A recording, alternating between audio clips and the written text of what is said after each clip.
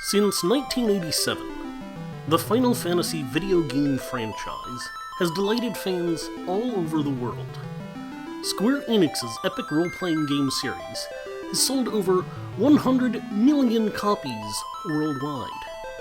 Now, join us as we look back at all the magic, beauty, tragedy, mythology, and wonder of this beloved franchise. This is the Lifestream podcast, Final Fantasy Retrospective Series. Hello everyone, and welcome to the Lifestream podcast, Final Fantasy Retrospective. This is the third episode in an epic journey covering the entire expanse of the Final Fantasy franchise. And joining me on this monumental quest are JasonTandro. Hello everybody! We have snow. It's Snowpocalypse. And Ryushikaze. Kupo! And no, Snowpocalypse was 2 years ago. Then it was Snowmageddon, and now we're in Snowgarok. Or possibly Snowgeeto. Well, we had the original Snowpocalypse was back in 2010 when we got like 32 inches of snow here in Virginia, where they ask, what the hell is snow? That's how bad it was. So, no. Well, yes, but in that one, nobody managed to set their car on fire. In snow. They did that in Raleigh. That was fucking hilarious. I mean, that's the image that people memed the hell out of. They put an at in it. Brilliant. So, oh, great. This podcast series is a love letter to the terrific Final Fantasy video game series. Throughout this series, we will be playing and providing in-depth reviews for nearly every Final Fantasy game released in the West. We will also be playing games from the associated franchises, the Chrono games, the Kingdom Hearts games, and the Bravely Default games.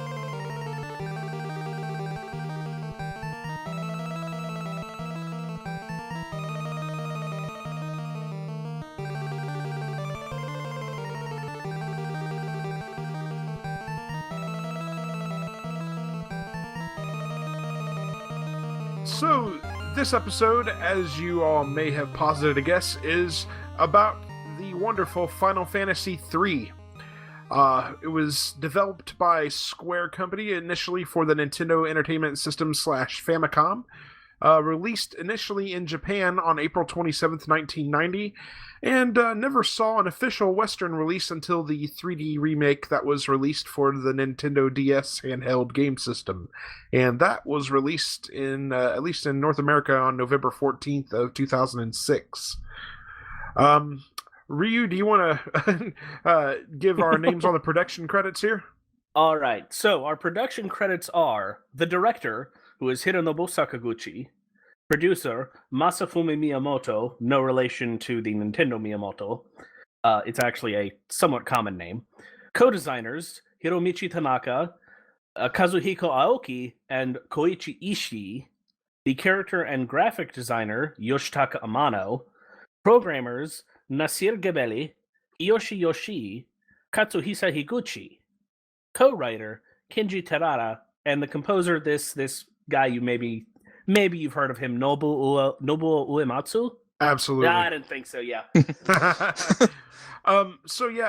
These were the production credits for the original Famicom version of Final Fantasy III, so just thought I'd throw that out there as well. Development for Final Fantasy III, just a few notes that I thought were very interesting. Final Fantasy III was the debut of the job system.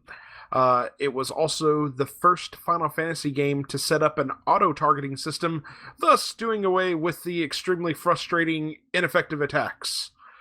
Final Fantasy III also represents the first game in the series that showed damage, number of hits, and other information over the actual sprites, instead of in a series of cascading windows at the bottom of the screen. It was also the last one to really show the number of hits, because they just sort of concatenated that into total damage later on. Yeah, correct. Final Fantasy III also marked a stylistic change as the window color changed from black to blue, And it also marks the first time in the series where characters had access to unique abilities such as jump, steal, summon, etc.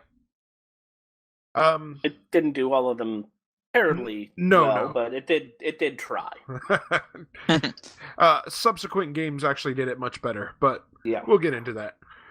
At the time of its development, Square was also hard at work at trying to catch up with the upcoming technology of the Super Nintendo / Super Famicom. They stated that due to this, they didn't have the manpower to actually make an English localization of Final Fantasy III, which I call bullshit on. Well, they nearly managed to make a full localization of Final Fantasy II, but they scrapped that. I think they were just like, you know what, nobody's going to buy these. Let's go ahead and go on to the Super. Bullshit. I call bullshit. Foul. Foul. Finster foul? More like bad form. It is one of the largest role-playing games developed for the Nintendo / Famicom platform. The actual volume of content was so large that the cartridge was completely full, so there wasn't enough storage space available for an update requiring new graphics, music, and other content as new platforms were developed. This prevented Final Fantasy III from being remade or ported to other systems until it was provided the 3D remake for the Nintendo DS. I'm gonna call bullshit on that too, because you literally doubled your storage space going from the NES to the Super Nintendo, and Agreed. then did that again with I mean, by the time of the PlayStation, you had literally order of magnitude increased your storage space. Final Fantasy III was being set up for a port to the WonderSwan Color, but the port never materialized, and no reason was ever given for why the port was canceled. However, interestingly enough, apparently it was being advertised on Square's website all the way up until like the week before it was supposed to come out, and then was just abruptly canceled, and nobody knows why, no reason given. Again, I crawl foul. I mean, I'm sure it was something to do with the WonderSwan itself. I mean, there was a lot that nearly came out with the WonderSwan, and then the WonderSwan itself just kind of went... Yeah, crashed and burned. Final Fantasy III was completely remade in 3D and released for the Nintendo DS handheld. Since then, the version of the game that was the 3D version, I should say, has been also ported to iOS, Android, PlayStation Portable, Kindle Fire, Ouya, Windows Phone, and Steam. Have you gentlemen, I know me and Ryu played the Nintendo DS version. JT, you said you played the PlayStation Portable version of it? PSP, yep. The only real difference between those two is that you get the voices from the top screen on the same screen. It's really just that they took away the very minimal dual screen experience. Yeah. And I mean, also when you were playing on the world map on the DS, you got the world map on the top screen displayed all the time, basically, which made the use of the sight spell completely null and void. Yeah, I never bothered with any of that, or the gnomish spreads seem kind of pointless. Yeah. Because, don't need to know where I'm going, because the game kind of laid it out for me for the first part, and the second part I used a walkthrough, just a world map, but Now, I am curious. The whole thing, the big gimmick with the Nintendo DS remake was that they set up a way for you to use the Wi-Fi feature on the DS to send messages to other players, and what that did was unlock your ability to then message certain characters in the game, and that unlocked certain side quests. And certain ultimate weapons. Yes, correct. How was that handled with the PSP port? I didn't delve too much into the Mog thing. I would occasionally talk to the Mogs in the towns, and I would have a letter from one of the characters. But I didn't really delve into how exactly that works on the PSP, so I'm not really that much of an authority on it. To be honest, I didn't really bother with the Onion Knight side quest, the Mognet side quest, or apparently that's special that was added in the DS version, which I have no idea whether or not No, it that exists. was not added in the DS version. It unlocks in the DS version, but you can challenge that stuff in the original. So, Ryu, do you have any knowledge of how the Mognet system worked on the PSP then, or any of the other subsequent ports here? I mean, basically, they just took out the connect. I mean, well, they didn't take it out, but they took out the necessity of connecting to Other players? To other players. Okay. Because, but otherwise it works exactly the same. Interesting. Have you actually played any of the other ports? I Other played than a the little DS? bit of the PSP version, Okay. but I've not gone through the whole of the PSP version. Okay. But I did go through enough to know that it is functionally identical, gameplay and story wise, apart from some minor niggles here and there, to the DS version. Yeah, and I did want to kind of get into some of the design. I have not. I've obviously never played the original Nintendo / Famicom version of Final Fantasy III, so I really don't have much to compare it against. But how do we feel about the design on the 3D version of the game? I didn't mind it. It was very Crystal Chronicles-ish, but Yes. to be honest, I don't really mind that art style so much. The cell shading made a nice, colorful world. It made it feel very spritey, even though it was 3D. And as far as a remake could have handled it, I would rather take that kind of style, which kind of looks like sprite graphics, over, say, doing a full, making them realistically proportioned. That wouldn't have seemed to fit. And it's interesting to note that for Final Fantasy IV's DS remake, they chose a similar art style, though certainly not the same. So No, I didn't mind it. The Forza's art style on the DS is definitely more detailed. It's not more realistic, but there's a lot more polygons and vertices, but they actually took a lot of care in the voices and actually animating people's mouths and things and expressions, and none of that was in the 3 version. So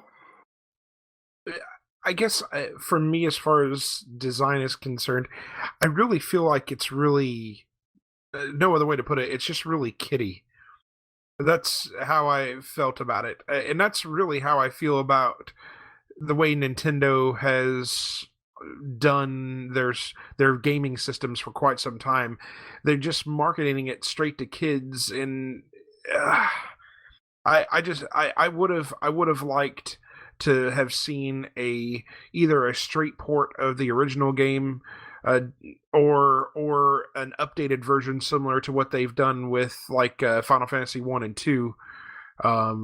Well, just to have the original Final Fantasy 3 was for children. Let's not, pretend that it was intended only for adults. It was a kids' entertainment. No, you're right. But let's also preface that by saying that since we didn't see Final Fantasy 3 in the US until 2006, many of us that had been waiting for that game have been, we've reached adulthood by the point that it finally hit Western shores. So yeah, but it didn't just come out for the West, so there's no point,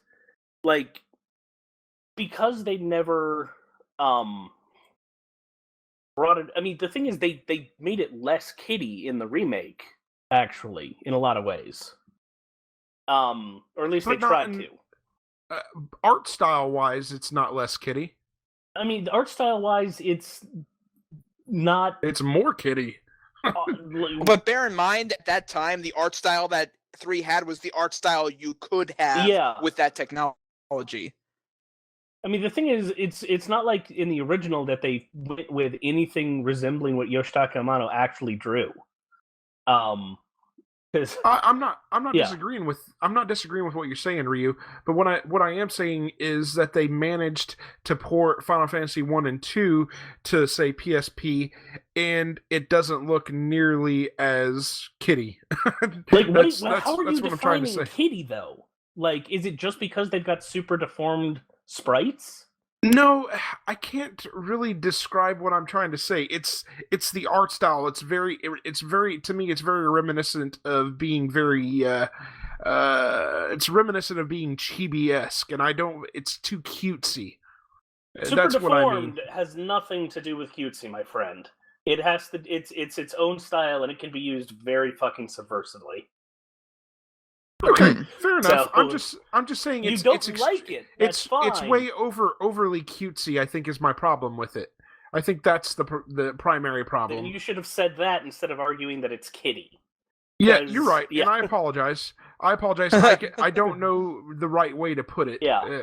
I just Because I know what I am. game where your mentor says, you know what, now you got to straight up murder me, is not a kitty game.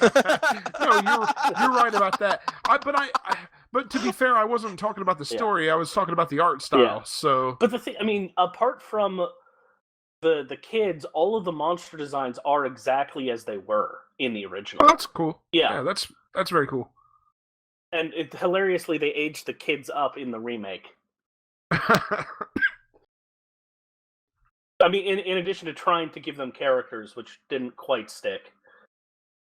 I did like that they tried to give, the kids unique personalities, and that they tried, and their jobs actually have a much better reflection of their unique personalities than they actually get in the writing, I think. Yeah, for sure. And yeah, let's touch on the jobs real quick. All the jobs that are actually in the game. The so just a quick list that I've got compiled here. I've got freelancer, which is what you start out in, and I think in the original game you actually start out as an Onion Knight, or the original version of the game. In start out as Final an Onion Fantasy III NES, you start as an Onion Knight, and it's basically the same class as it is in the remake, where it's really, really stupid and really, really shitty, and then you hit level 90, and then the stats to go up ludicrously. Skyrocket, Yeah. And that's actual level 90, not job level 90, for those of you listening at home. Yeah, and we'll actually get into that too. Yeah. You also have warrior, monk, ranger, knight, thief, dragoon, Viking, dark knight, black belt, ninja, white mage, black mage, red mage, scholar, geomancer, evoker, bard, devout, magus, summoner, and sage. And can I just say that the bard is the most useless fucking job in the world? No, you can't. And that lovely trend would continue. You can't, because evoker exists. But yes, it's really useless. It really is. So, oddly enough, I actually spent a pretty good majority of the first half of the game playing with a party of warrior, monk, black mage, white mage, which is oddly reminiscent to Final Fantasy my Final Fantasy 1 party. So, I mean, I spent most of my game as monk, white mage. Again, very reminiscent of your of your Final Fantasy 1 party. And I'm going to make it a hat trick, because my starting party, before I started fiddling around with it, was a warrior, black mage, white mage, and red mage. I then shifted that to a party of all red mages, but I didn't really hit my stride until about the second crystal, when I decided to go for a more physically inclined party. So I ended up going for the second crystal. I ended up switching over to I think it was a knight, a scholar, a white mage, and then a monk. And then in the third crystal, it became evident that magic was not really a necessity. So I went dragoon, Viking, white mage, and monk.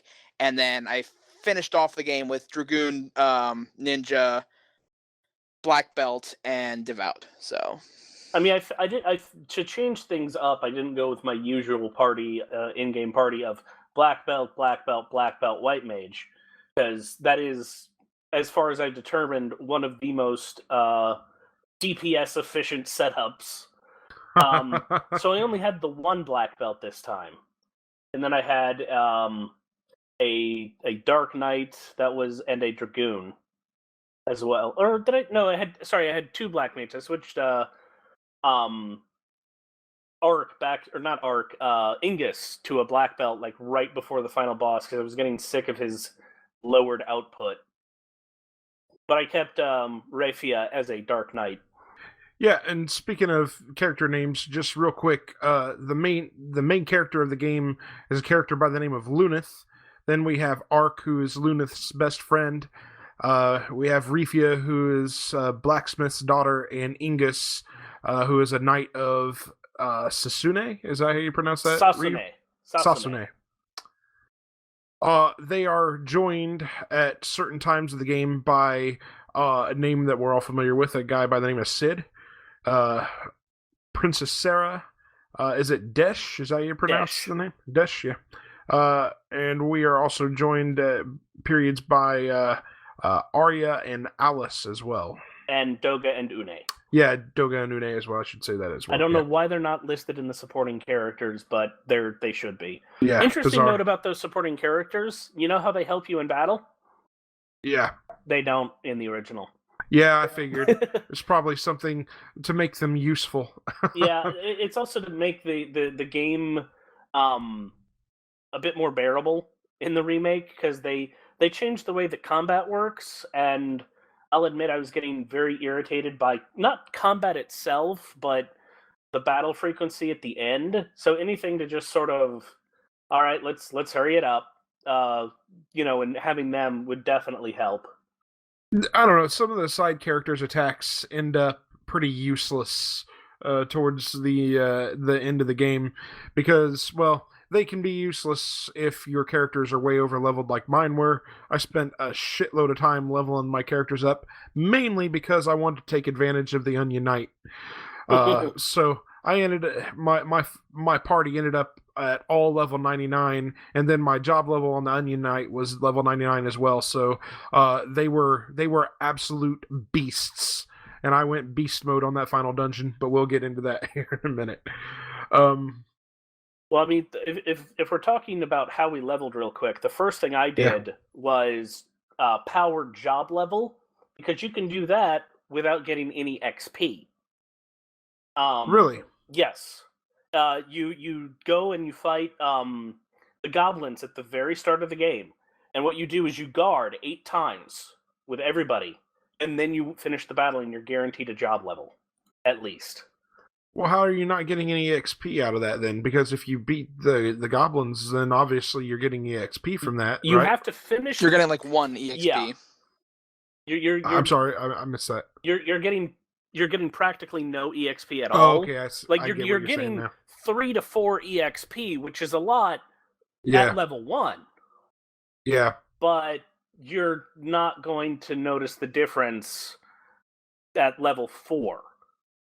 Yeah. But you are going to notice the difference because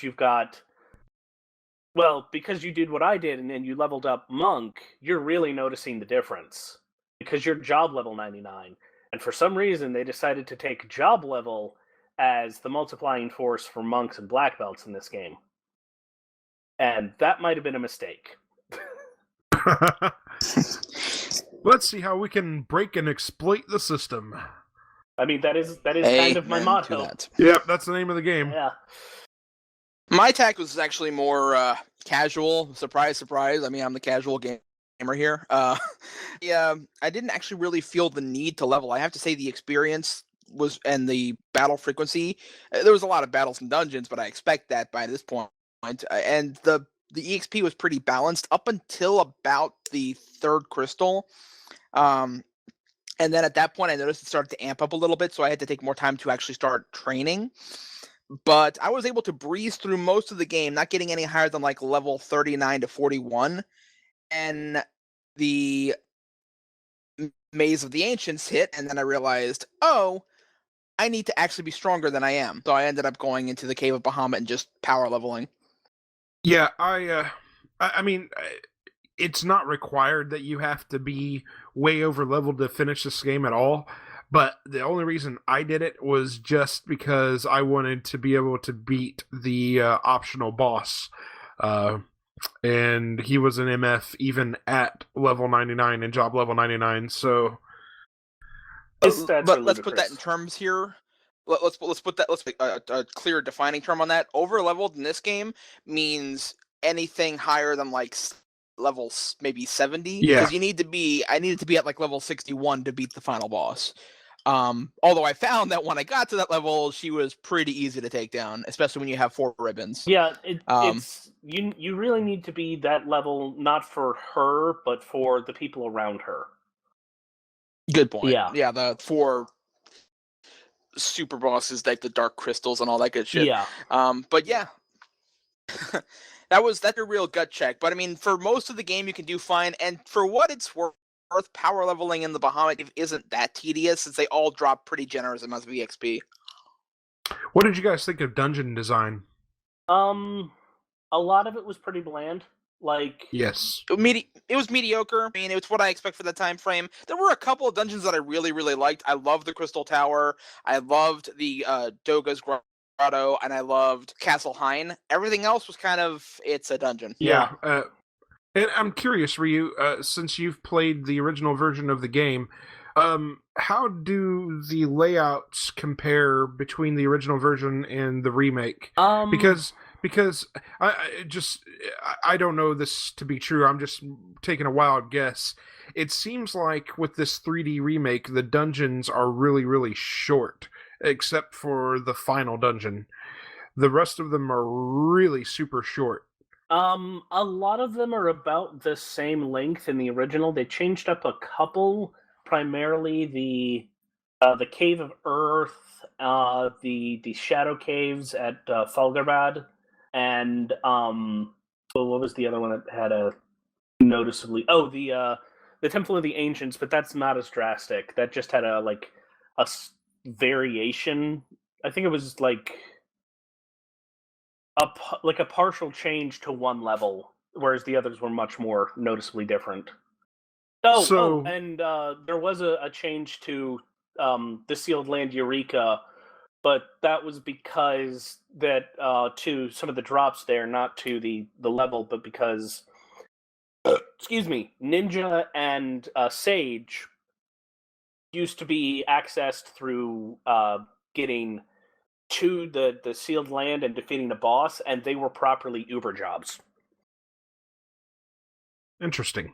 They actually considerably rebalanced a lot of the powers of the classes in the remake. Primarily those two, but a couple others. Interesting. At some point after the story is done, when we talk about the story, I do want a tirade about the airships. Oh, for sure. You mean my tirade about the airships? About the latter half of this game?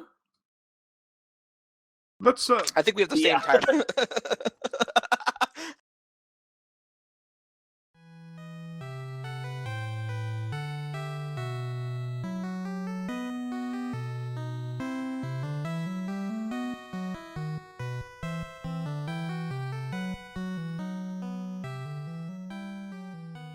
Let's go ahead and get into the story then here. So the story opens up here with a little bit of a prologue, and we're pulling our story summary from our friends at Final Fantasy Wikia, which they do a really awesome job of keeping their articles pretty well updated here. So, and I'm going to throw in occasionally with minor changes between the original plot and the remake, and some of the plot holes that are in there. Yeah, please do. I'll go ahead and read off the prologue here. Prologue opens up, the Golgan thus prophesized, the earthquake was only the beginning.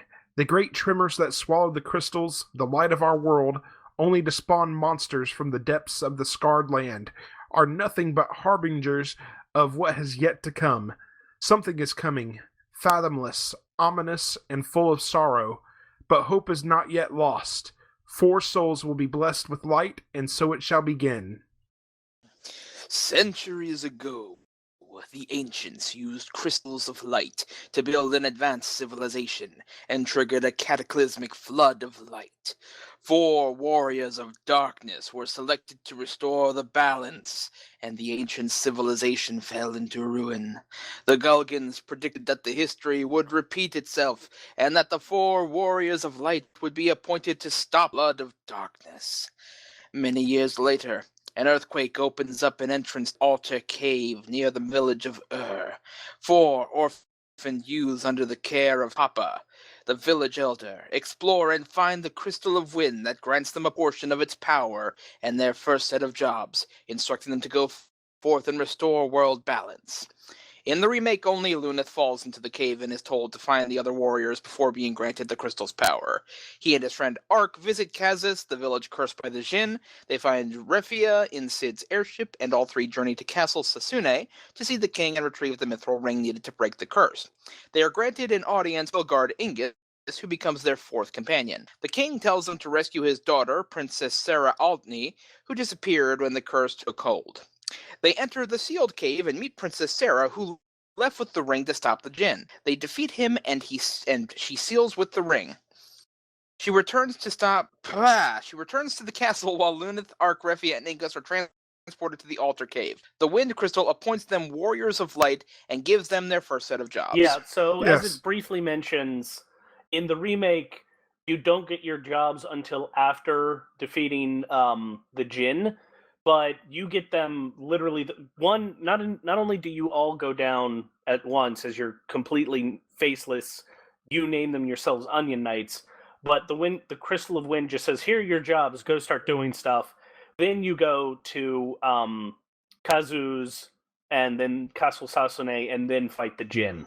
And then you do come back to talk to the crystal. Interesting. So, what were the I'm trying to remember, what were the initial set of jobs that the Crystal of Wind gives? It's like I think it was the same as the Final Fantasy. That's what I thought. Wasn't it? It was it's like the original 8 jobs from the original Final Fantasy. It's Warrior, Monk, Thief, Knight, White, Black, Red. That's right. Yeah, and as I mentioned earlier, I did go ahead and roll with my usual Final Fantasy 1 party out of those jobs. Just an interesting note here at this point in the story, too. This game, while it does give us the job system, and it is a lot of fun, the job system, it is not nearly as polished or as good as the job system in Final Fantasy V. In fact, I find it quite a bit more grindy than the Final Fantasy V job system. But we can get more into that here as we go along. I get what you're saying. It's definitely like you can much more easily level up the jobs in this, but it doesn't have the gated, the tiered reward system, so it feels like a lot more effort for a lot less. Yes. Yes. Whereas you do have to get into a lot more battles to max out the jobs in 5, but you get a lot more before you max them out, and you can mix and match and do all that. Not to mention the fact that 5 added the multi-classing, which made it a lot more fun. Yes. Well, subclassing is how it's usually probably the better term. Well, I'm just saying how I've usually heard people describe it, and because especially since we know a lot of people into D&D, multi-classing means something totally different. Back at Castle Sasune, Princess Sarah uses the mithril ring to break the curse. The warriors return to Sid and Kazus. A boulder blocks the mountain pass to the rest of the continent, so he rams it with his airship, forcing the party to continue with him on foot. Yes, you get an airship for 5 minutes. You then lose it. That's exactly correct. And while you have it, you're limited to a tiny little area that you could get to all of it on foot, and then you lose it. So you can get to any place where you would love to have an airship. They journey to the town of Canaan and heal Mrs. Sid of an illness, then meet a girl named Selena, who mourns the disappearance of her love, Desh. Since the party needs Desh's mini-spell, they search for him on Dragon's Peak. Bahamut abducts the warriors to feed his offspring, but they meet Desh in the dragon's nest and escape. He has lost his memory, and joins the warriors in hopes of regaining it. Using Desh's mini-spell, the group enters Tozus, the village of the gnomes. Now, can I just want to stop right here and say, the first use of having to use the mini spell should have been all that was needed. I fucking loathe every time this game makes you use the fucking mini spell. You mean that spell? The multiple dungeons that require you to be in mini status the entire time? It's so fucking stupid. Not just that, but even those are I mean, I can see, fine, you have to be small to these areas, that's fine. What ticks me off is when I have to use 2 magic charges to go mini to get through a tiny hole and then unmini myself. It's such a waste of time. It was a clever, I mean, the first dungeon was clever. The toad uses, too. Because they do that twice, too. Oh my god. Interestingly, though, that stops the moment you get off of the continent. Yeah, but in all honesty, at least the toad spell doesn't require you have to go through a whole fucking dungeon as a goddamn toad. Yeah. So, anyway, continue, good sir. Yeah. Let's see. They pass through Tozu's tunnel to reach Vikings Cove so they can acquire a ship. They find the Vikings in an uproar as their guardian, the Nepto Dragon, is on a rampage and sinking ships. The party guardian. Yeah. The party agrees to help. They journey to the Nepto Temple and find the statue of the Nepto Dragon is missing an eye. They shrink down to traverse through the tunnels inside the temple wall and find the eye in a rat's hoard. In a dungeon that's totally fun, you guys, we swear. They return the eye to the statue, which calms the dragon. In gratitude, the Vikings give them the ship Enterprise. And this is where my current run-through joined up, because I had a copy, a save file that was just past this, and I'm like, you know what? I'm going to start from here. I'm just going to start from here. Because I don't want to go through the rat dungeon again. Although I have to admit that the Vikings in this game are actually a lot of fun. They have fun personalities. Oh yeah, more personality than the main characters. Agreed. For sure. That's a point I'm gonna just put a pin in for later, because I feel like the side characters have a lot more personality than the main characters, because the main characters originally had none. They still really have none. And actually trying to give them some at the very beginning makes it worse, because otherwise they're completely interchangeable. For sure. In gratitude, the Vikings give them the ship Enterprise. They take the Enterprise to the village of the ancients and learn the continent they are on is actually floating above the surface world. They visit Gulgan Gulch, which sounds very much like a Donkey Kong Country level, where the Gulgans tell them to go to the Tower of Owen. They battle through the tower while a mysterious voice taunts them. At the top, they find Medusa, service of Zande, who threatens to destroy the tower and bring down the continent. After defeating her, Desh's memory returns, and he recalls that he and his father, both ancients, built the tower. He leaps into the furnace to repair it and save the floating continent, though the party urges him not to because, seriously, it's on fire, dude. It's on fire. The maelstrom blocking the channel north clears, so the party heads for Dwarven Hollows in search of the fire crystal. The dwarves are preoccupied because one of their precious ice horn was stolen by Gutsko the Rogue. What a fucking name. Yeah. Hang on. I have to interject here. I meant to do it a minute ago, but I was drinking some water. You and your liquids. Desh. Yeah, me and my need to hydrate. Damn it. Why can't I survive on? I mean, you're so full of hot air already. Jesus. What was that about not getting off track? At least I'm keeping my insults short and sweet this time. I was. Insert dick joke. Anyways, Desh's death, or not death, it was totally framed as though he was sacrificing himself. It was totally framed as, oh my god, Desh is dead, and then at the end of the game, oh my god, you're alive? Of course I'm alive! Fuck you, I didn't know that! This game mind fucks your expectations a little bit. Is the only complaint I have. And let's also mention that in order to reach the Dwarven Hollows, once again, you have to go to mini mode. Yep. Oh yeah, too. Fuck off. Well, no. Anyway. It's Toad mode, but still. Oh well, yeah, whatever. It's still wasting two magic charges, but it's not a whole dungeon. For sure. Yeah. Anyway, the party enters the subterranean lake to recover it, making use of the Toad spell. After defeating him, by the way, you had to use the Toad spell to get into the Tower of Owen too. So that's twice in a row that they used that gimmick, and they call it out in the remake. After defeating him, they return to the Dwarven Kalos, followed by a mysterious shadow that's obviously not Gutsko. When they reach the main altar, Gutsko surprisingly reveals himself and grabs both horns. Dirty son of a bitch. The four pursue him. Yeah. I thought that was the four pursue him into the molten cave. I like that they had the shadow. Which is interesting because I had while I was going through that this time, I realized something that had kind of escaped my notice at the time. I'd actually stopped at one point to answer somebody on Skype while I was in the lava. And so the lava in that cave, which I think is the only damage floor in the game, yes. That is actually in this version. That's damage over time as opposed to damage over distance. Yep. If you stand still, you still take damage.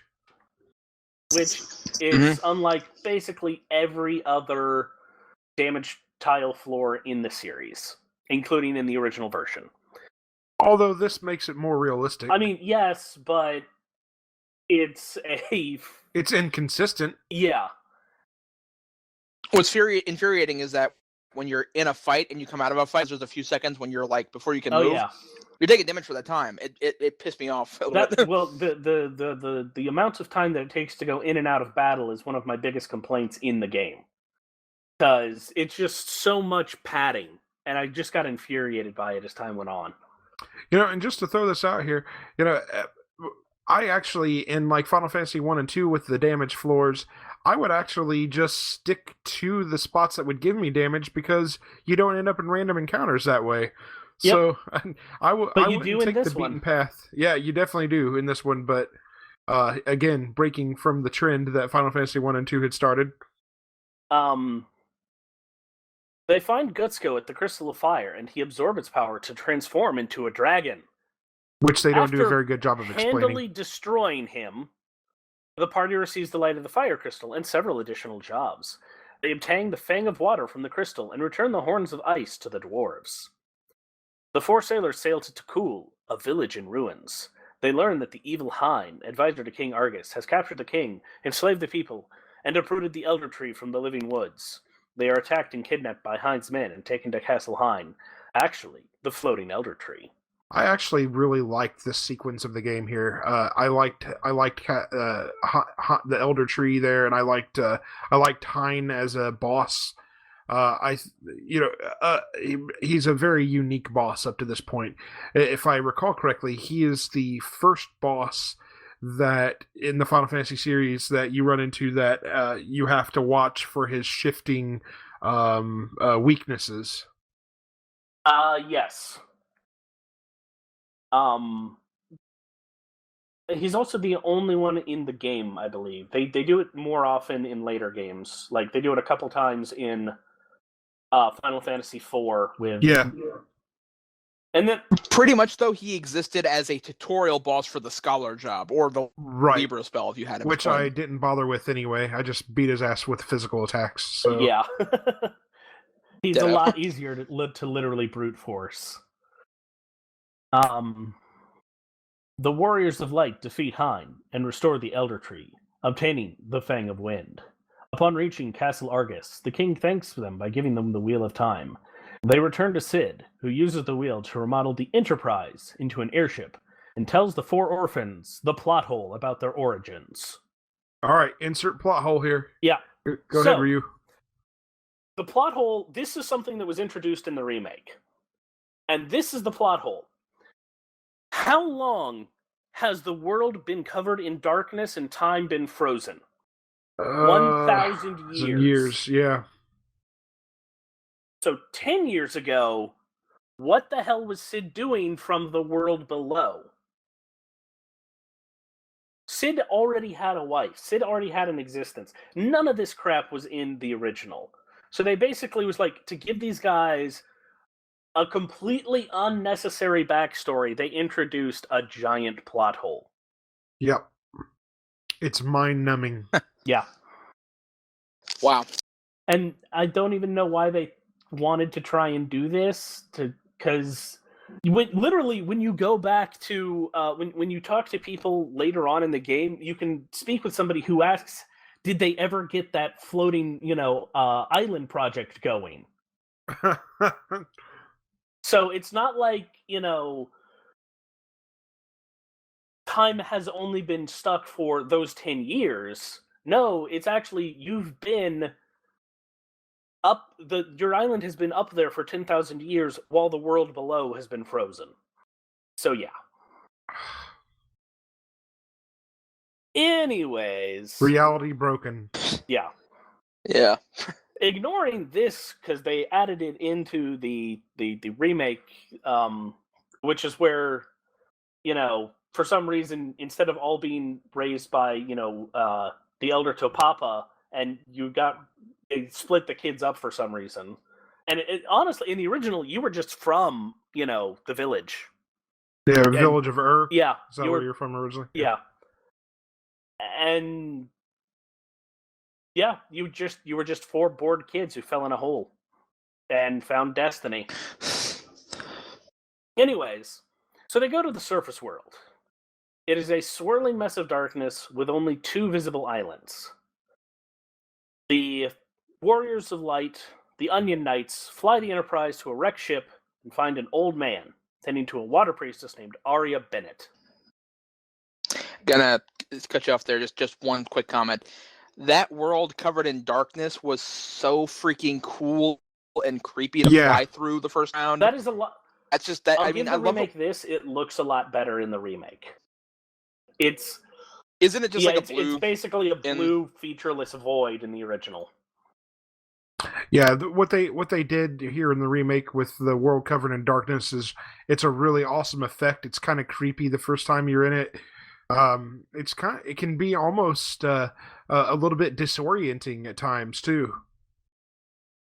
Oh, totally, and it works to great effect, and it really pushes home that void and crushing darkness. And I love it when Final Fantasy does things with the world map, because they always have this horrifyingly ominous feel.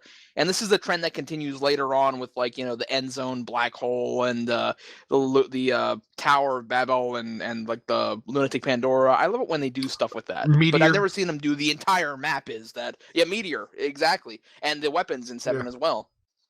They give her a potion and she recovers. She recognizes them as the Warriors of Light and joins them to restore the water crystal. Using a crystal shard, she opens the way to the Cave of Tides, which, despite the name, has nothing to do with Tidal Shift, which would have been an interesting dungeon concept. Having to raise and lower the water level, that would have been neat. Nope. Yeah, it would have. They make their way to the crystal. Arya returns the shard and instructs the warriors to return the light to the crystal. As they approach, she pushes Luneth out of the way of an arrow that probably wouldn't have hurt him all that much anyways. And the Kraken attacks the party. The 4 defeat him, but Arya is mortally wounded by something. I don't even remember if the arrow actually hits her. No, it does in the original. But it's sort of she actually hurts herself in the fall in the remake. But oh Lord! An earthquake strikes as the darkness dissipates, forcing them to flee. Somehow they pass out and then wake up in the town of Amur and find that Goldor has chained their ship up, puny Power Rangers. Oh my God, that is totally true too. He is the quintessential Power Rangers villain. To say nothing of the fact that he literally has the same name as a Power Ranger villain. Yeah. My God. And he's such a lame villain, even at that. He basically exists to be a stopgap. Let's just point one thing out about Goldor. I mean, the first thing that came into my mind was not Power Rangers, but fucking Goldmember. Really? I was thinking there because you go into this old mansion and find these gold swords that are useless, but they sell for a lot, and you said, "I love gold." It's like that. I don't care if it doesn't look or sound or anything like that. If you have a thing full of gold, that's the first thing that comes to my mind because I am a child of the late '90s, early 2000s. So, do you feel old yet, Mike? I mean, I hate you. yeah, no, I'm hate still you. going with the Power Rangers here because his name is Goldar, and this actually came out around the same year as Zoodanger did. Actually, I think Zoodanger first came out after this, which is funny. Hold on. I'll take your word for it. To the internet! Yoryo Sentai Zoodanger. 92, actually. Yeah. So, Goldor predates Goldar by 2 years. Fuck them, Yeah. then.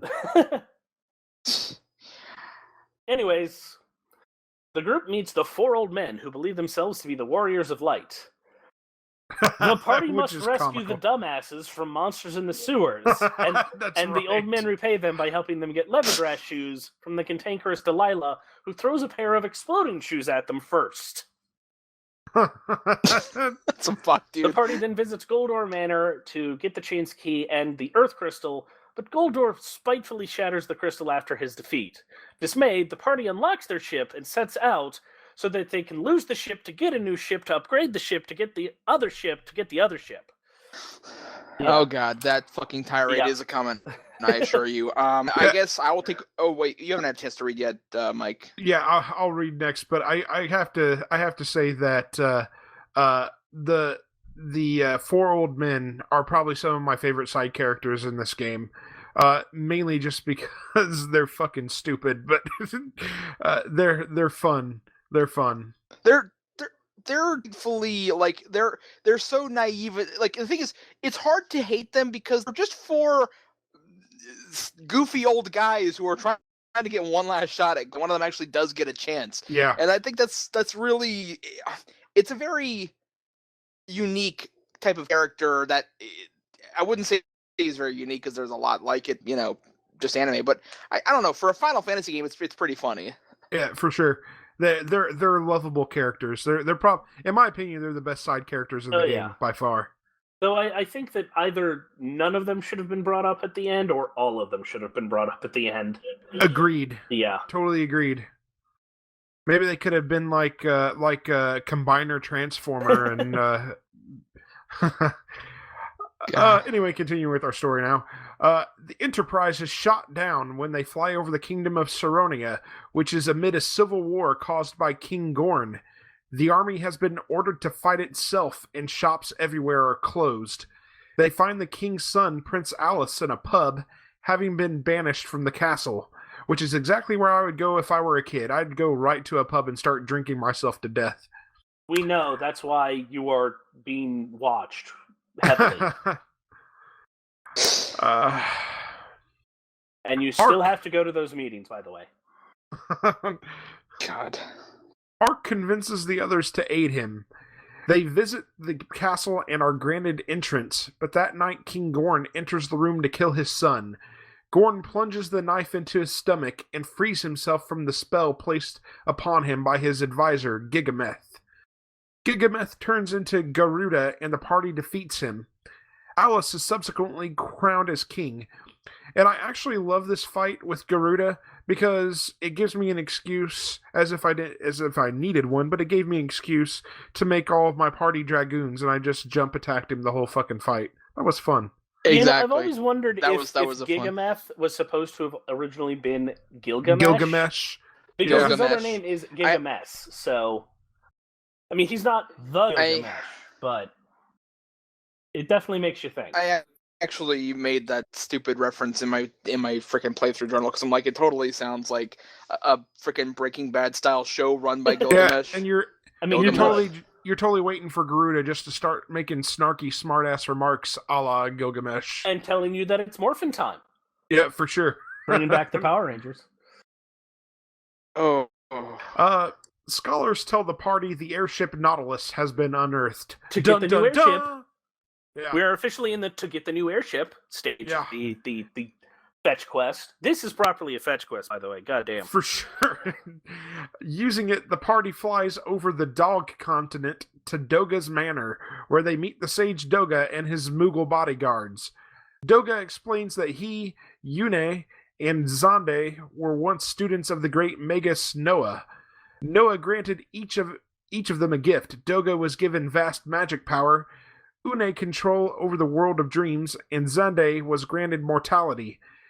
Zande was enraged and terrified at the prospect of death and drained the water and earth crystals to stop the flow of time, splitting the floating continent from the surface world.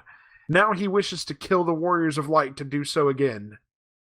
This is kind of one of the dumbest I don't want to die plots. Yeah, ever. for sure.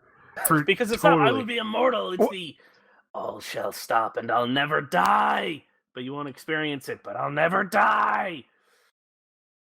Can we just back up in 1 second? Because I totally thought that was a typo at first until I read it again. And no, he gave him the gift-tality.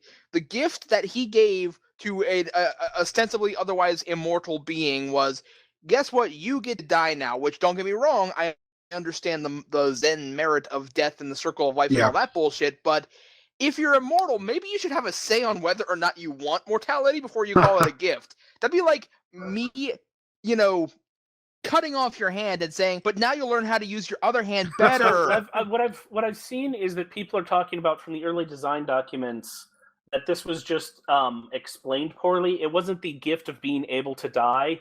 It was the gift of being able to understand mortality, and that he was originally supposed to have been an insane sympathetic villain who was trying to freeze all time so that no one would die. Because he was like, holy shit, everybody else is going to die. Yeah, and that makes so much more sense than the way it's explained in the game. Yeah. But it's hard to say how much of that actually survived into the final product. Because really it didn't. Yeah. By the time you meet him, certainly he's gone completely balls to the wall butt nuts. They do kind of bring his story arc back and do it better in Final Fantasy IX with Kuja. So at least there's that. And at least with Kuja, it wasn't you were granted with immortality. It's the, oh yeah, you guys were always meant to be mortal. What are you talking about? Well, instead of a fucked up reason to be pissed off at the world, he's given fucked up outfit, so he's wearing a man thong through most of the game. So that was Kuja's own choice, and I'm not going to have you slut shaming him.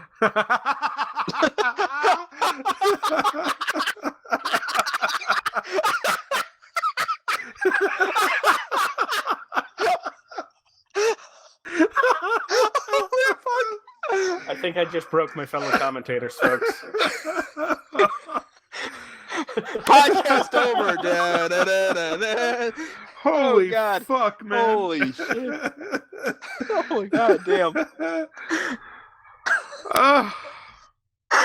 Jesus Christ, dude. Okay. All right, folks. That's it for this episode of the podcast. Oh, God. We need to take a break so you can start breathing again? Brilliant, man. Brilliant. Okay. Who's reading what? If I need to read because I can actually breathe right now, I'll do it. I'll take over from the party. Confesses the Go fate. on ahead. The party confesses the fate of the Earth Crystal, but Doga explains the one Goldor had was a fake, and the real Earth Crystal is unharmed. He joins their party and uses many on them to enter the cave of the Circle. When they reach the end of the cave, Doga uses a spell to transform the Nautilus into a submarine, and tells the Warriors of Light to go to the Temple of Time and recover Noah's loot, which will awaken Une from her eternal slumber. He leaves the Warriors to find the Eureka Key So himself. This is the upgrade, the airship to get the thing, to get the other airship stage of the fucking fetch quest. Yes. Can I just mention, too, by the way, that I actually prefer flying the Nautilus to flying the the Invincible, which we're going to get to here in a moment. Absolutely. It's so much faster. That's part of the tirade. the invincible is just fucking cumbersome and slow. Oh yeah. It's absolutely part of the tirade that's a coming. The Nautilus is the best ship, and if we'll get to the tirade, let's finish this first. The Warriors of Light retrieve the loot and enter Une's shrine to awaken her. She gives them the Fang of Fire and tells them that the earthquake near was caused by Zand, so there must be a greater power at work. Une joins the party and helps them excavate the Invincible, which can fly over mountains. No, it cannot fly the fuck over mountains. It can hop tiny ridges of mountains occasionally. That's more accurate. After briefing them on his capabilities, she bids them farewell and directs them to the Cave of Shadow, the final Fang. The party defeats Hecaton Share and obtains the Fang of Earth. With all 4 Fangs, they can pass the statues Xande put up to protect his headquarters, but more importantly, they can also summon Planet. And reach the Ancient's Labyrinth. They fight Titan and meet the Crystal of Earth, which gives them their final set of jobs. Doga and Une call the warriors Doga's Manor and teleport them into Doga's Grotto upon their arrival. The 2 sages explain that their souls are needed to activate the keys to Eureka and the Crystal Tower, therefore the party must kill them. Holy fuck. This is some fuck right here. Yeah, so, it is. When the party tries to refuse, Doga and Une transform into monsters and attack. After their defeat, they pass away, but not before granting each warrior a title. Luneth is the light of courage, Ark the light of kindness, Refia the light of affection, that's kind of it, and Ingus the light of determination. They're all bullshit. Why did the girl get affection? Okay, not that Ark, Ark, like these are like, if you ever see the original series of Digimon and like the powers they get in the crest that define the personality, the girls always get like love and affection and kindness. Like, what the hell, man? Anyways, there's a lot of general fuckery going on in this particular section of the game. The whole fight with Doga and Une is some complete horse shit. Well, the Invincible is complete horseshit. Well, this is true too. I mean, I don't feel like that you actually gained anything by going through this. First of all, secondly, I don't think it serves the game any purpose for us to have to fight the fucking people that were just helping us. It serves no purpose whatsoever. I mean, they insist that they're fighting. They want us to kill them. Yeah, and here's the interesting it's like thing. Fight Club. Well, here's the way that that the mortality actually becomes a gift. Both Doga and Une want to fucking die at this point. But they have to be killed. So you have to kill them. Like I said, a lot of general fuckery going on in this part of the game. The thing is, that plot line, the plot line of I need to be defeated, I need to be killed, could have worked. I mean, the thing is, if they had sprinkled in hints, if they had made that would have required there to be thing, any ongoing thing in this game. Fair point. That required a bit more attention to the plot, I'll admit. But I mean, the thing is, that plotline could have worked, but it felt so rushed and forced. And honestly, that's the thing. This game starts to break, and it starts off really, really, really good, but the ending feels really rushed and really not well thought out, and that's where it starts to lose me. The party makes their way through the ancient maze to enter the Crystal Tower. They unlock the doorway to the forbidden land of Eureka and obtain powerful weapons they need to fight Zand. Atop the tower, they find a room containing a large mirror, but when they look at it, they are paralyzed by the Curse of 5 Worms, which you totally know about because they explained it very thoroughly, explained exactly what that was. Yeah. Lots of foreshadowing on that one. Doga's spirit brings the allies who fought alongside the Warrior of Light to the tower to break the curse. Sid, Princess Sarah, Desh, who survived the furnace, fuck you, King Alice, and one of the 4 old men. Okay, that's actually a pretty good list, and I like that. That's a good list. I like that, but I felt like Arya gaffed because she's the only one who, like, really in a true way sacrificed and died.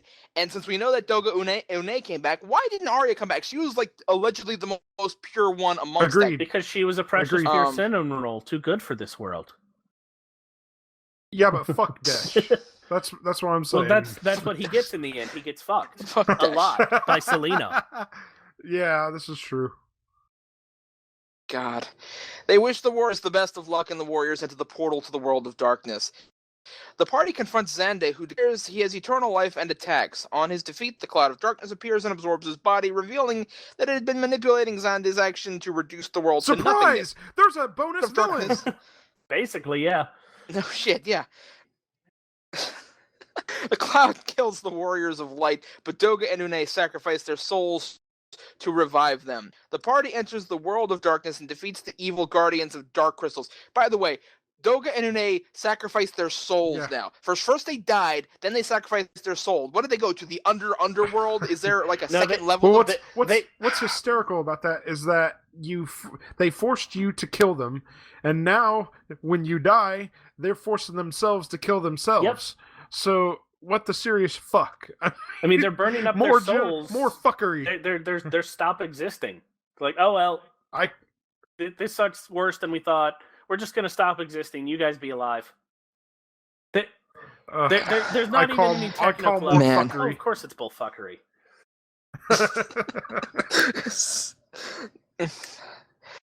Oh god. Anyways, World of Darkness, Guardians of the Dark Crystals, which frees the ancient warriors of darkness. Now I have to say, the whole Warrior of Darkness concept was really cool. I really like that. No other game has kind of gone into that yin yang with light and darkness. It's always been darkness bad, light good. But this game, I mean, you they need both in balance. sort of get into that with 4, but not to the same level. Yeah, but that came after this. Yeah. What he's saying is up to this point. Well, I mean, no. After this point, they haven't had a whole hell of a lot. Yeah.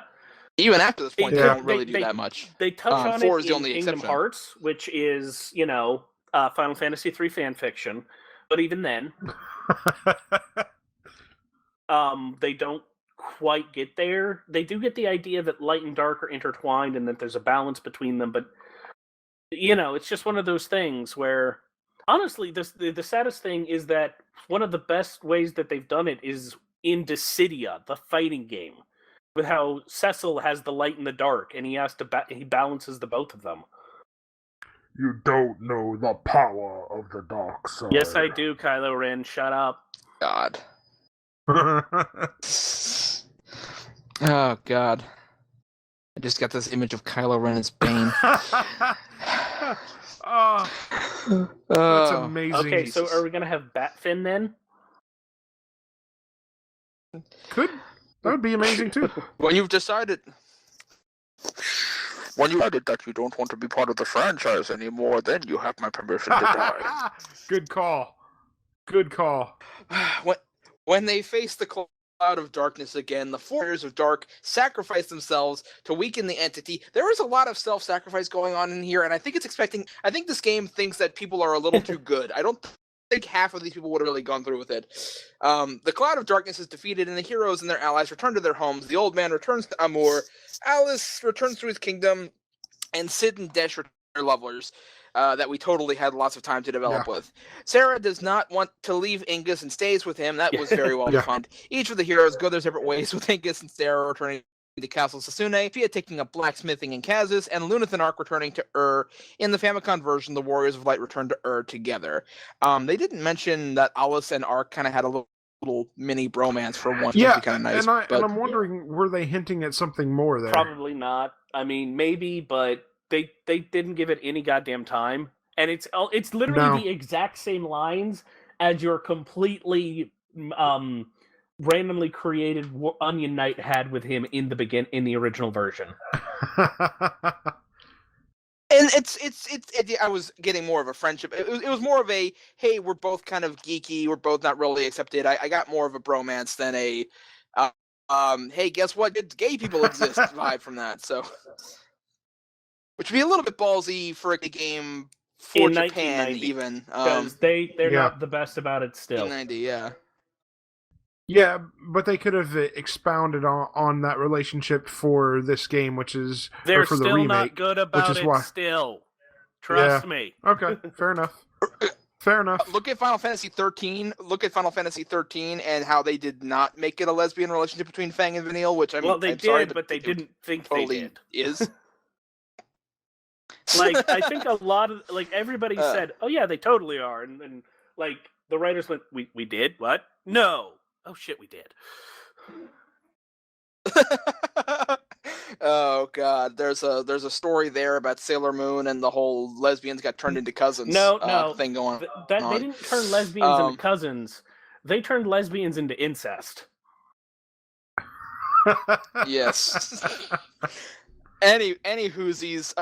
So rant time, taking over for starters, because I mean I know that you have the same thoughts as I do, Ryu. Okay. I just want to get my shit out. Airships were absolutely goddamn pointless in this game. The best one was the one that very fast.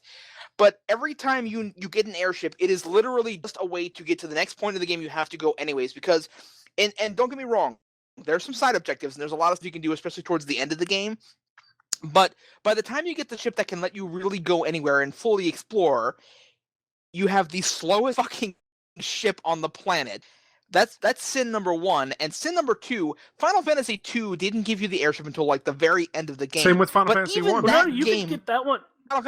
Final Fantasy 1 actually no, Yeah, you one can you get got that pretty before early. fire. You got about you halfway get through the that game. pretty early if you just knew where to go get it. Well, yeah, if you break away from the actual following of the story, yes, you can get it fairly early on. But if you're following the path of the story, you actually don't. Yeah. You don't get it to the latter portions of the game. You don't get it until before, like around the third, but you can get it before the second. It's the hints that you need to find it are intended to be found later, but if you're lucky or enterprising, it's just there. So, well, and the point being, that's like not even where I'm going with this. The point isn't about how early you get it. The point is that even when you get it, the thing that both 1 and 2 knew was that, hey, it's an airship, it can fly over mountains. The constantly being blocked, especially in a world that I swear to God has more mountains world map than there are mountains on Earth. Constantly having to go around like I'm in a motherfucking boat. And by the way, huge cardinal sin right here. There's two massive ones that they break apart from the mountains, which is like number one on don't do this airship design. Number one, having battles take place on the airship that aren't special one-time boss battles. That pissed me off. And it only happened in certain areas, but it's like, come on, man. I'm in the airship. Even 2 didn't have you fight battles on the fucking airship. And number 2, and we all agree on this one, having the Invincible, the supposedly ultimate ship, the slowest goddamn transport in existence.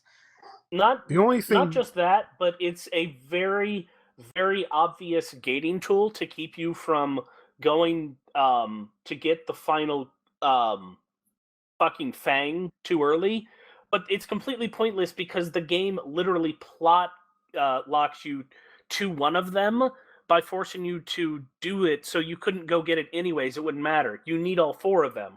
Oh, by the way, thing that we didn't mention that I want to get in real quick here. You know those 4 fangs that we've been getting? You know what they do? yeah, They take these invulnerable barriers that are on the world map and they let you destroy them. If you go up to those barriers in the original and you don't have them, you die. No save. Fuck you. Load your last save. Yes, you told us about that. God damn it. That's some shit. And in this game, in the remake, they just repel you. But still, man, that's goddamn, man. I would hate to be an old school Famicom player and figuring that one out for the first. The hilarious thing is that other than that bullshit, the original is actually still the easier version. I could believe that. Mostly because of a lot of the changes that they made to the job system. Like, do you know what capacity points are?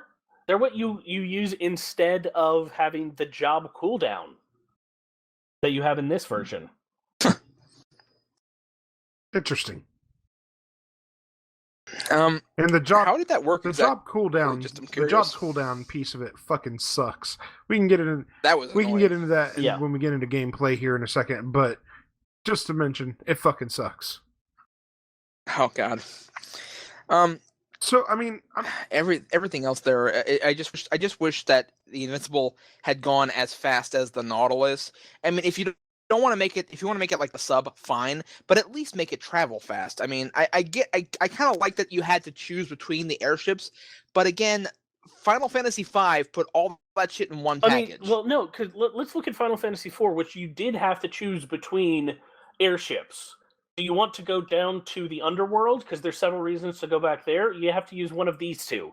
Do you want to go to the moon? Well, you have to use this one. However, on the surface world, they're all the same shit. And, the lunar whale is just the best because it's got a free in and the chocobo in it. But on the overworld, they're all just as fast. It's technically... Did you guys actually use the fat chocobo in this, by the way? No.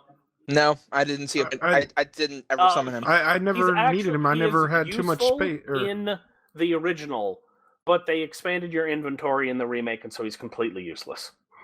I was going to say, I never ran into inventory problems. So. I did use him, but that was just to throw away a lot of the in-game stuff that I started my save with, because I was using it to show off some stuff way back when. The file that I started with was, I created it and played to a certain point to show off certain things for an article at TLS. So I just threw my game-breaking weapons away. So that said, here then, what would you guys say about your overall feelings about the story for Final Fantasy III?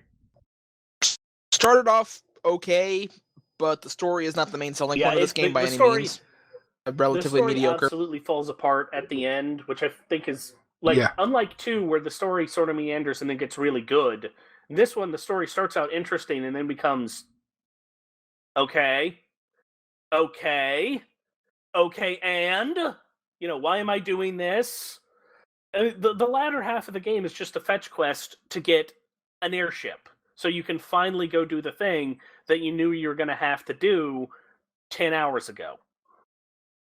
Correct. And the fuckery for me, as far as the story is concerned, really starts when they introduce the plot hole on when Cid introduces the origins of the 4 warriors. It just kind of goes on a spiral down the tube. I don't know. For me, Final Fantasy II has a much, much better story. Oh, yes. All right. Oh, go ahead. Yeah, no, I was just thinking, because the problem is a lot of the problems with the latter half of the game are that they keep trading out airships to gate you to go places instead of having a more natural gating, where, like, instead of having you fight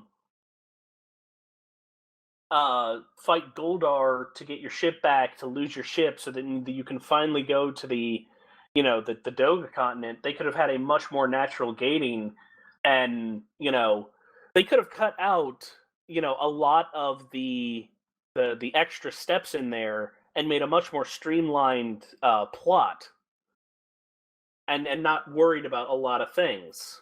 And one of the things that they could have done, apart from speeding it the hell up, was not requiring you to hit A to go over the tiny little mountain ridges all the fucking time. For sure, yeah. And actually putting more stuff behind there. There's only 2 things behind those stupid fucking ridges. There's one plot thing and one optional thing. That is it. And the one optional thing is fucking annoying, because you basically have to go through a maze of that fucking shit to get to it. And yeah, at that point, I really wanted to give the fucking game a middle finger. A couple of them, actually. And real quick, while we're on the story, just to bring up the side quests.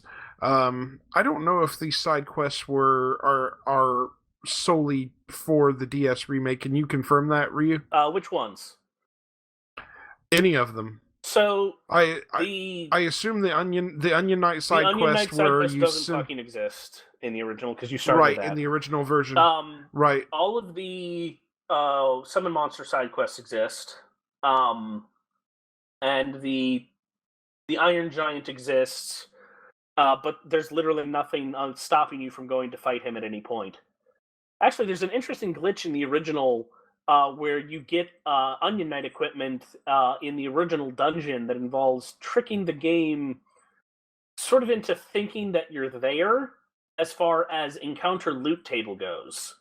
So you can basically trick the game into assuming that you're there and giving you Onion Knight equipment Interesting.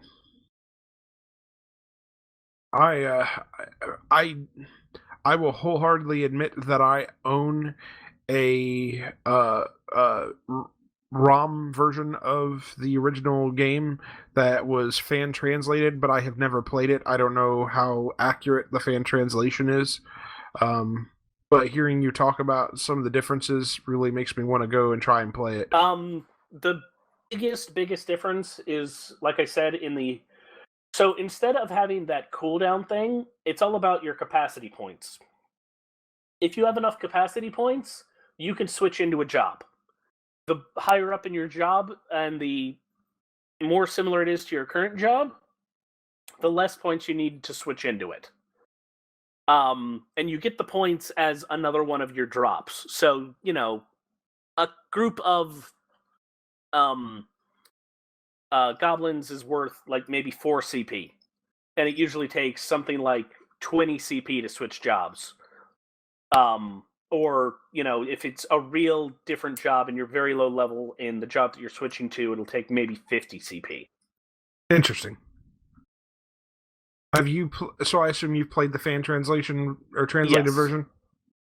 Okay. And how's the translation? I mean, it's not very complicated because it's trying to be a very literal or at least the version I played was a very literal translation. Yeah. And I'm trying to remember if there was anything egregious, but I think it was just mostly very dry. Okay. I think I'm going to check it out anyway. I definitely, at least just to have something to compare it to. Moving on from the story then here, let's talk a little bit about the gameplay.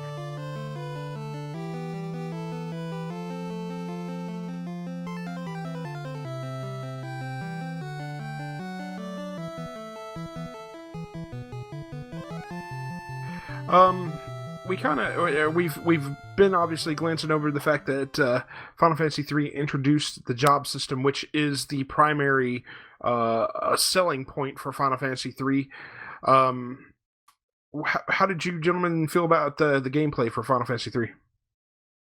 Felt like the gameplay was basically, the gameplay itself as a general rule was absolutely the selling point in this one. Yes. It's not just a nice throwback to the original Final Fantasy where you kind of had the basic elements, but you have now the freedom to change between jobs, to experiment, to explore, to customize, and you can really create a party that matches your playstyle, which will always be the beauty of the job system in all its forms. It's not as encouraging as 5 is, because it does require the cooldown and the CP, but yes.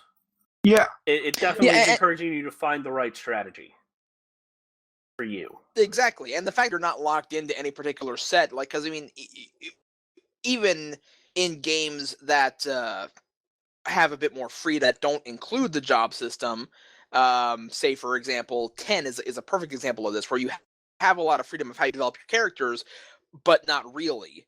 Well, not until the end.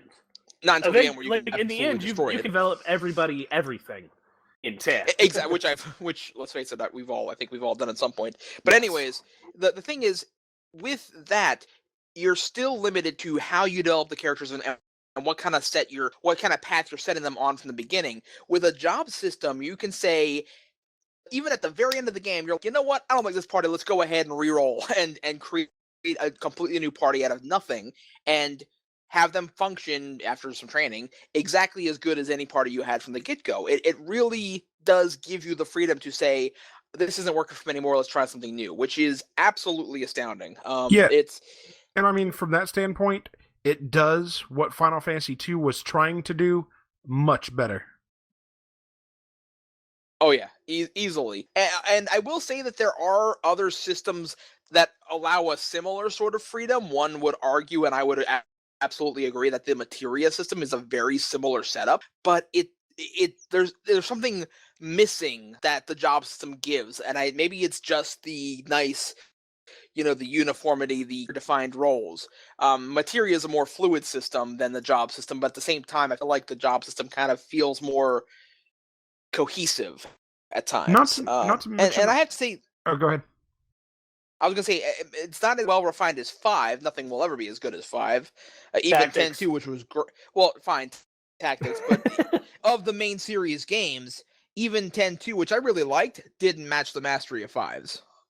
I think Yeah, because you couldn't sub job, and that's the thing. You need the sub job, and some of the other things, and that tactics had it in spades. So basically, what I'm saying is we need more tactics games. More Final Fantasy Tactics. I think now. I think the job system also adds to the playability or the replayability of the game, I should say. Just because there's so many options to choose as far as how you want to build your party, and so many ways to experiment. That I think coming back to that job system I think it just makes it fun and makes it interesting to keep replaying, even if you don't like the story. Yeah, and that can go a very long way to redeeming an otherwise mediocre game. In fact, I would go so far as to say that if this game had any other system aside from a job system, it probably rate about a 2-star for me.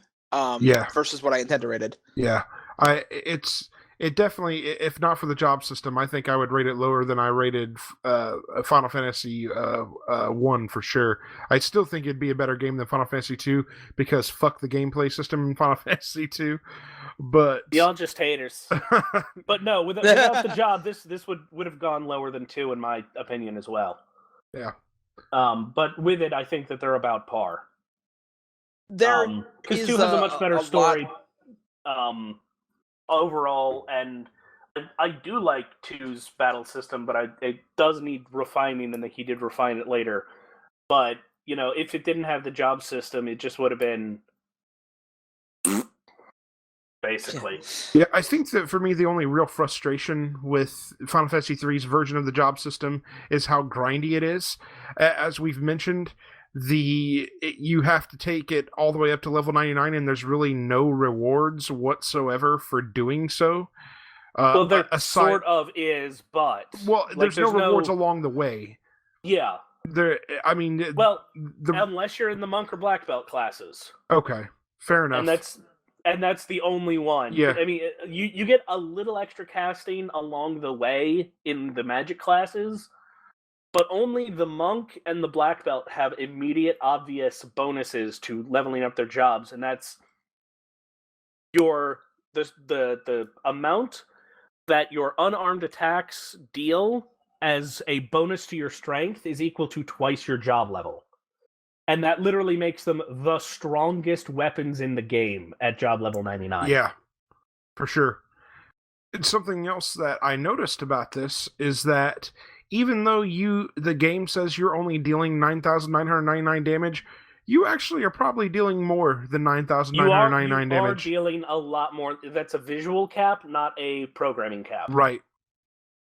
So it is entirely possible to lose track of how much damage you're doing to the final boss. Right. And the Shuriken deal 10,000, but they only show 999. Yep. And interestingly enough, I think this might be the only game in the series that actually does that, correct? No. Well, it's the only one that has a visual cap limit. That's what I mean. Yeah, some of them do give you the ability to break the cap as a specific sort of thing. Like Final Fantasy 4DS Remake, Final Fantasy X, and a couple others. Oh, no, and then several others just have it, greater than that cap, but this is the only one where they have that display limitation and choose to display without and actually have it more. In 4, they hard cap it. I think they hard cap it at 999 unless you break the limit. Yeah, I don't know. And in 9 they definitely do. Yeah. In 13 and stuff, it just goes over already because they've got more bytes to throw around.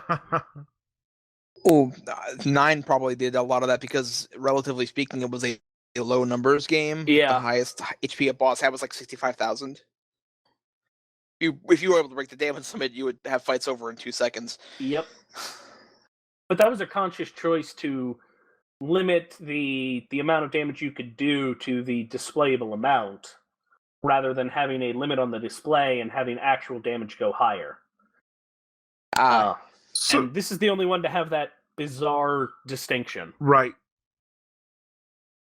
And I guess what I was getting at as far as the job system being grindy in this is that since you have 99 levels to go, you have to actually take... I take that back.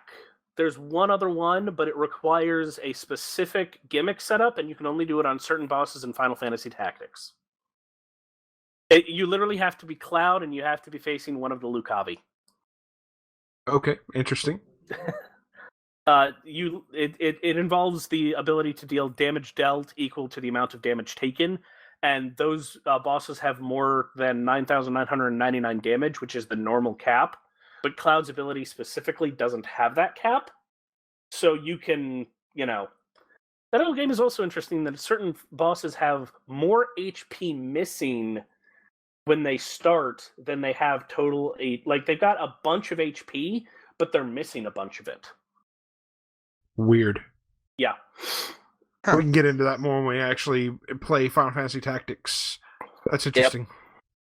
Yep. What I was getting at about the grindiness of the job system for Final Fantasy 3, you have 99 levels to max out a job, and to actually gain a level, you have to do 8 actions per character to it starts off at 5 to get one, and then goes job from level. 7 to 8. Yeah.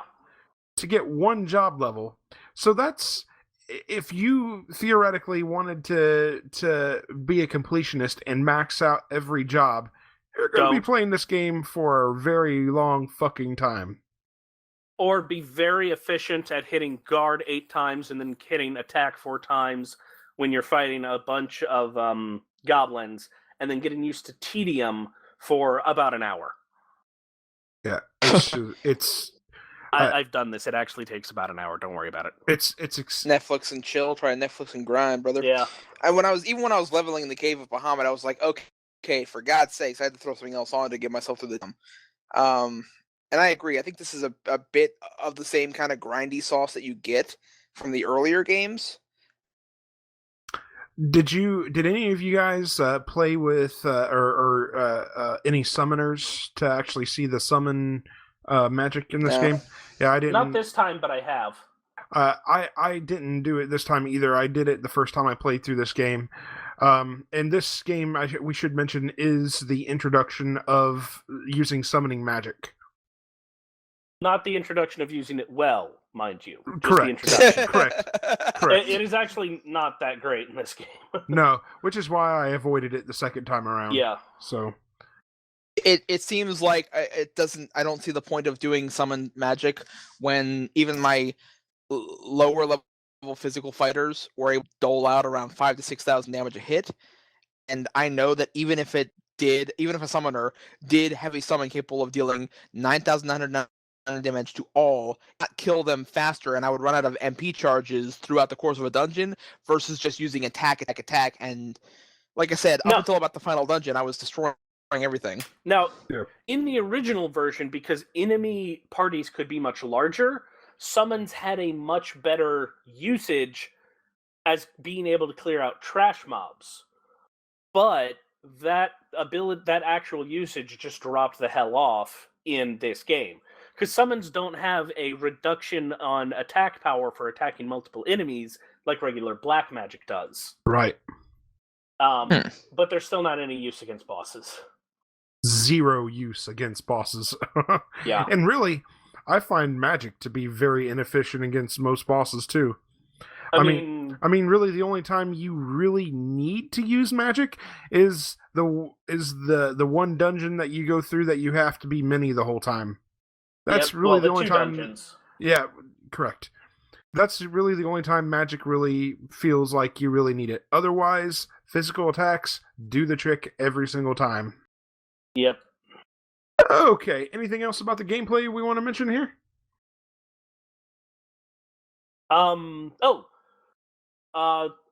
To go with the thing about the difference in the versions, the Cave of Falgabard was actually a lot more interesting because of the way that splitting enemies worked, and the fact that you could have up to 8 enemies on screen. in the original, and just the fact that you're only limited to, I think, 4 enemies just really changes the they actually upped the damage and the HP of all the enemies to compensate for that, and it actually changes the gameplay a lot. For the harder, is basically everybody I've talked to has said. Interesting. Interesting. Because I was actually talking with somebody on Something Awful about how they've tried to do a Let's Play of Final Fantasy 3 DS several times, and people just burn out on it. And they've done the Final Fantasy 3 successfully, but 3DS, no. Very interesting. I didn't feel like I was getting burnt out on it nearly as fast as I did with Final Fantasy 2. Christ Jesus. I was done with Final Fantasy 2 by like the 3rd dungeon, dude. Yeah. I was like, yeah, I was done with it after the fucking first dungeon. But 3, I mean, the thing is, 3 has a really, really, really good pacing up until about Saronia, and then everything falls apart. So up until you actually get into the second half of the game. Yeah. It literally is a first good half, and then it's shit at the end. Fuckery begins, gentlemen. Yeah. Okay. So moving on from gameplay, let's talk a little... Oh, go ahead. Actually, no, I have one other thing I want to bring up, and it's specifically a bug that I did not tell you guys about. I was curious to see if you'd ever discover it. Now, I don't know if they patched this in the PSP version, but it is still available in the DS version. I didn't make use of it. But any consumable that you have, you can dupe that shit without even trying. Nope, I didn't realize you could do that. Yeah, so if you have 1 Phoenix down, congratulations. You have 99 Phoenix downs. If you have 1 elixir, congratulations. You have 99 elixirs. And how pray tell, do you take advantage of this bug? All right, so the Final Fantasy III item duplication glitch requires that you have the item that you want to use, and the ability to, and you have to put it on the top left corner of your items. Enter a battle. You have to go to your items, hit A and up at the exact same time. Your equipment screen will appear for a second, and you'll be taken back to the action screen. Each time you do this, the number of the items that you selected will increase by 1. And if you didn't do it, well, guess what? You still haven't used it because you haven't selected anybody to use it on. Oh, that's awesome. That's awesome. I will have to keep that in mind for the next time I decide to play. There you go, ladies and gentlemen. A free tutorial from your friend Ryu. That is only in the remake, by the way. The original has a equally hilarious glitch that gets you in-game equipment without in the first cave if you want to try. Outstanding. That's why we love you, Ryu. It's not really related to this game, but it's a reference to this game. I do want to bring up one thing for those who have played Final Fantasy XIV and those who have not. Actually, a really nice end game quest line, or end of the first storyline quest line that goes on through patches 2.1 through 2.5 that actually recreates the ending run of Final Fantasy III. As the famous Crystal Tower raid. You start off with the Labyrinth of the Ancients, then you have the Crystal Tower, and then finally the World of Darkness, where you fight the Cloud of Darkness, and, in the Crystal Tower you fight Xand, and in the Labyrinth of the Ancients you fight some of the bosses from there. It's a really nice tribute to Final Fantasy III, and you even get into the raids. You have to recreate these fangs of the elements that you have to go in and end up crafting, and they knock down the Guardians just like they do in the game. So interesting that of all the games that 14 makes reference to, and it does kind of throw in bits and pieces from all of them, it's really interesting that the raids that they had for this one, the very first 24-man raid that existed in the game, was this Final Fantasy III showdown that spanned across 3 different dungeons. Well, I mean, it was the only end game that was long enough to handle an MMO. I mean, come on. Because it's a stupidly long end game with no save points at all. It just gives me hope for the future and seeing what I'll do with this in 14. But I mean, really, it's nice, and again, stupid nerd moment here, but they use updated remastered version of the music for like the World of Darkness, the Crystal Tower, the music, the final boss music. So if you get a chance, I know you two don't really play 14, but if you get a chance, at least listen to some of the music from like the Crystal Tower raid and the Labyrinth of the Ancients, and it's a nice little fitting tribute to this game. I will definitely do that. And speaking of music, let's actually move into the music segment here.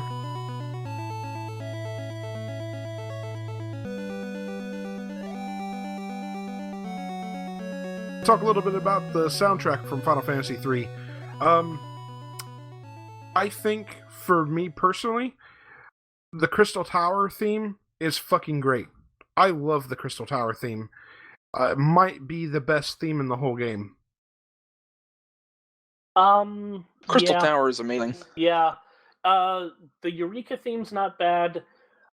The battle theme, I think, is just, like, phoned in. But yeah, totally. yeah, I actually kind of got sick of that by the end. But, like, and, bringing up 4 all the time. But I like the battle theme even, in 4, despite how many times I've played that. I liked it in 2, and I liked it in basically all of them.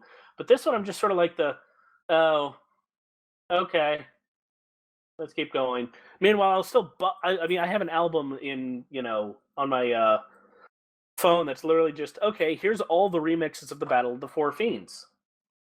Because I'll butt rock out to, Final Fantasy IV's music all the time, but a lot of 3s I'm just sort of like, eh. So, like, the music isn't terrible, but it is sort of a weak link in the series. Yeah, I mean, there's not a lot of pieces in this game that are overly memorable. Like I said, the Crystal Tower, through the whole Crystal Tower, the music's really good. And I have a bit of a soft spot for the theme in in certain dungeons, including the very first dungeon you go into. I think for me, it kind of gives me a little bit of gives me goosebumps a little bit because mainly because of the game trailers retrospective video series. Because that gives me the feels, and they use that theme to great effect when they're going through their little retrospective of Final Fantasy III. So, yeah, I know what you're talking about there, man. It's definitely one of the better ones there. Crystal Tower is great. The battle theme is okay. Doga and Une is not too bad. Their themes, but you barely get to hear those. The final boss theme is pretty freaking astounding. I really do like the final boss theme, the remake version too. Fun. The best thing, we didn't mention it, but the best thing about the remake was that you could switch at will between the original soundtrack and the remastered soundtrack, and I had a lot of fun with that. That is something that is only in the PSP version, I believe. Yeah, I was gonna say that's not in my version. So if that's available to you, that's fucking amazing. Oh, what? I don't get some stupid magnet, but I got music. It's like it was made for me. Are you fucking serious? You still get dead serious. You still get the stupid magnet. You just you didn't choose to do it. But I don't have to do it. If you want all the side quest shit, you do. Now I am gonna have to go buy myself a copy of this for PSP because I need to have the access to be able to switch to the original soundtrack. Look, just go play. Just go play the original like you're gonna plan. Then you'll have the original soundtrack. And you don't need to buy the new version. It's really fun. I mean, if you want to, you can. I'm just saying, you were going to go play the original anyways. That's fucking awesome. I mean, that's and I know we're not technically there at this point, but that's actually one of my favorite things about playing the Final Fantasy IV Complete Edition on PSP is that you can switch between the original soundtrack and the updated version of the soundtrack. So, and that's just those little touches that make it so much better. And because I would find myself sitting there in a dungeon or in a town, it's like, okay, what's it sound like the other way? And I would switch it over, and then I would sit there, and I played through a good chunk of the game with the original sound because I wanted it to kind of reflect, since I couldn't play the original game, I wanted to kind of reflect the original score. But I would switch over to like the remastered version, and oh man, in some cases it blew me away. And it really does redeem some mediocre tracks, and there's unfortunately a lot of them. But the songs that sounded great. The world map theme actually, again, pretty good, because in a similar vein it's as beautiful. 2, in a similar vein as 2, though, it's like, because 2 and 3 kind of have this more somber sound to their world map, and it works really great. Not that I don't love the adventurous themes. Final Fantasy IV probably has the most beautiful world map theme of any world map out there. Again, we'll get to that later, but world maps. I just really like it when, because it has multiple. What now? It has a lot of themes Oh, for the yeah. world map. Yeah, it definitely So, does. Like, But moving on from that, yeah. we'll get to that. Yeah. Oh, and also, just side note, as far as gameplay goes, this was the first Final Fantasy to also have multiple world maps, so Yes, that's pretty cool too. Yes. Yeah, and once you actually get off of the floating continent and stuff, and you actually clear out the darkness, I actually think the world map design for Final Fantasy III is gorgeous. It's laid out very It is very gorgeous nicely. because it's very similar to Final Fantasy VIII's world map. Fuck you, and fuck Final Fantasy VIII with it. The problem is that so much of the map is gated off or useless and just covered in mountains. Like, it's got a very good look, but I'd say it's actually poorly designed as a world map. Like, if you get what I mean. Yeah, I mean, if it weren't for the stupid ass gimmick of having the Invincible being able to go over the mountains and stuff, they probably could have done away with a lot of the mountains and shit. But it can't even go over most of the mountains that are already there. And no, you're right. Like, that's my point. Like 50% of the Western continent is taken up by these completely pointless channels through mountains that you can go through. As soon, from the first airship, they just do nothing. They're just there to make it more irritating to get around. Yeah. Yeah, I mean, seriously, the multiple channel things could have worked, and I'm guessing it was trying to be like a callback to the Waterways Labyrinth of the first game, but that worked because you were in a fucking boat. You're in an airship by the time you get to that. Give us the ability to actually get from point A to point B without flying around the edge of the continent pissed off. Yeah, and might I mention that I really feel like the airship themes are really weak for Final Fantasy III. Yes. They're incredibly weak. They're not as good as 2's, and certainly not as good as 4's. And I like Final Fantasy 7's. 7's is great. I'm just comparing it directly to the ones right around it. Yeah, you are correct. Yeah. Yes. Any particular standout pieces for you, JT? Like I said, the Crystal Tower final boss theme, I actually really, really solid. I was kind of blown away at how good it was. It has a unique kind of mischievous feel for a final boss, and that's something you don't really get. You usually get this like beating you over the head with how epic it is. This is kind of more insidious. I like that. I liked Eureka. I liked Crystal Tower and that one dungeon theme you mentioned. The town themes were boring. Yes. The world map theme was pretty nice. The battle theme was kind of boring. The boss theme was okay. Ultimately, it's not a stellar soundtrack. There's some good pieces, but like Final Fantasy II, it's hit or miss. How about you, Ryu? I other than Doga and Une's themes, Eureka, the Crystal Tower, and the final battle, there's not really, because it doesn't really have anything it doesn't have a signature. Like, it doesn't have a Four Fiends or a battle on the Big Bridge, or anything like that. It doesn't have anything that really, really stands out as something. Like, it's got a couple that are good, but it doesn't have this really, like, sort of, this is mine, this is my theme, this is my game song, and you're just going to keep playing this because it just means something awesome has happened.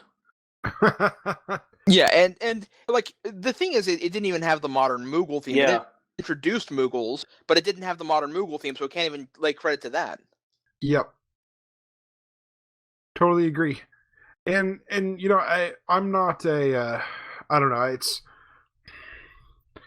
I'm usually not one to shit on Nobuo Uematsu's efforts for music and such. this, and I'm not really trying to do it here either. It's kind of a really mediocre soundtrack. For me, the two standout pieces for me are definitely the Crystal Tower and the final boss theme. Well, It's I think that's probably because they already had moved him on to working on 4, and he was not giving. I don't think a lot of people were giving this their full attention. You're probably right. A lot of these same people were working on 4. 4, yeah. And I mean, we had almost the whole, the actual people working on it. There weren't, and all of these people, I think, were also on 4, and there were like twice as many people working on 4. So this was sort of a half-hearted production, which I think explains why the music isn't great and why the back half just sort of falls apart. Just fails. Because they got the basics in. They got the really solid foundation, and they're like, oh crap, we've got to work on that thing. Well, let's finish this up and then go work on that. We're gonna work on the bigger and better thing. Yeah.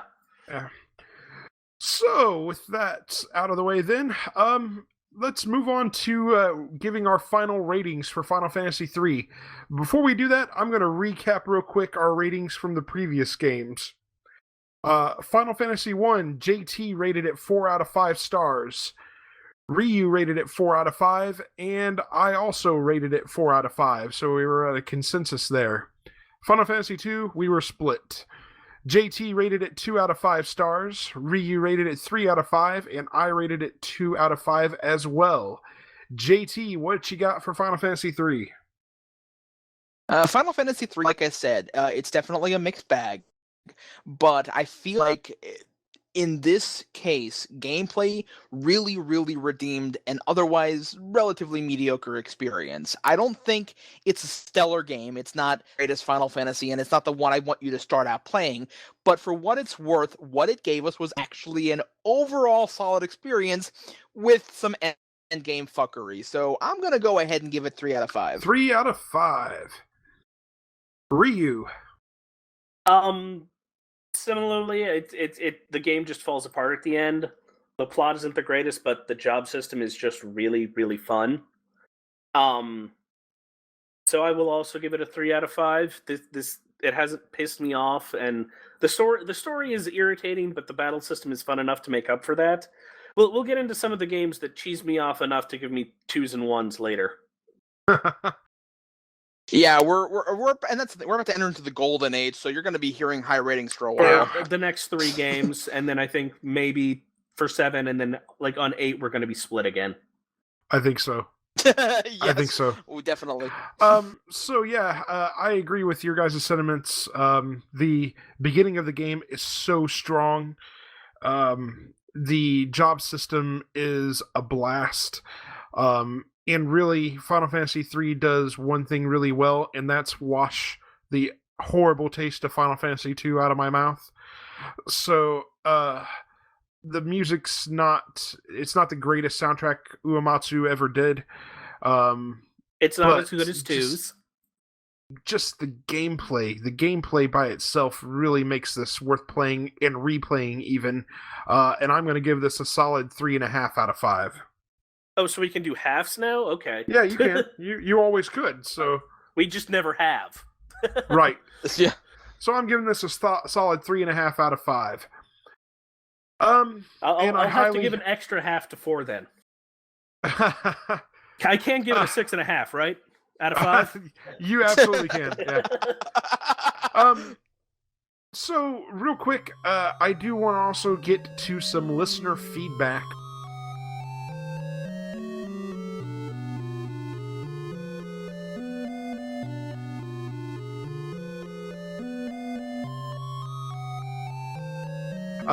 We did get a couple of pieces that I've been holding on to because they directly related to the retrospective series. Our first piece of listener feedback comes courtesy of an email from Christian Smith. JT, you want to take this one? Yep. I love the series, and I love your insights into the technical aspects and the trivia about bugs and tricks. Love the inclusion of music at times. Discussion from FF2. My favorite leveling system in order is the job system from Final Fantasy V. Ugh. The Gambit system from Final Fantasy XII. What?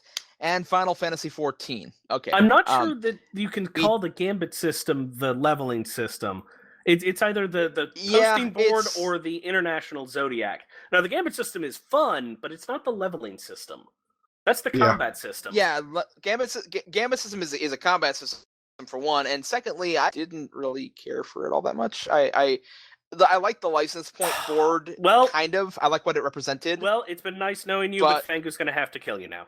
Yeah, for sure. Yeah, and I like the Gambit system for Final Fantasy 12. For the record, I didn't plan. She mind won't hurt it. you I don't too like. much.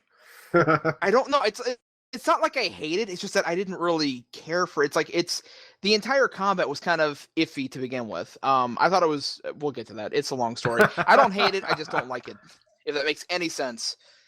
It's exactly how I feel about chalupas. I've never had one, so I can't say. How dare you, you monster! Go eat a chalupa right now. How dare I? And I like both story and gameplay, though leaning towards story. You are all doing a great job. Keep it up. Yeah. It's 5. I think we all agree one of the most amazing leveling systems there. Oh yeah. As far as jobs, we've been talking about that for a while now. And I actually think it has an underrated story too. I think the story so in many 5 people is a give little 5 too simplistic. Shit. It is, but it's not a bad story. It's just I wish they'd fleshed it out more. That's the problem. Isn't that it's a bad story? It's just that the pace of the story. I think they're going too fast between points, and it's a serviceable story. I just wish that I want more. I want more. That's the problem. I want more. Well, do you want more because of the job system, or do you want more because you actually feel like the story is lacking? I don't. Well, it's not that I feel like the story is lacking. I feel that we're not seeing enough of the interplay between the characters. Okay, fair enough. I still think it's an underrated story. Oh no, it's a good story. Yeah, but it's got good plot points.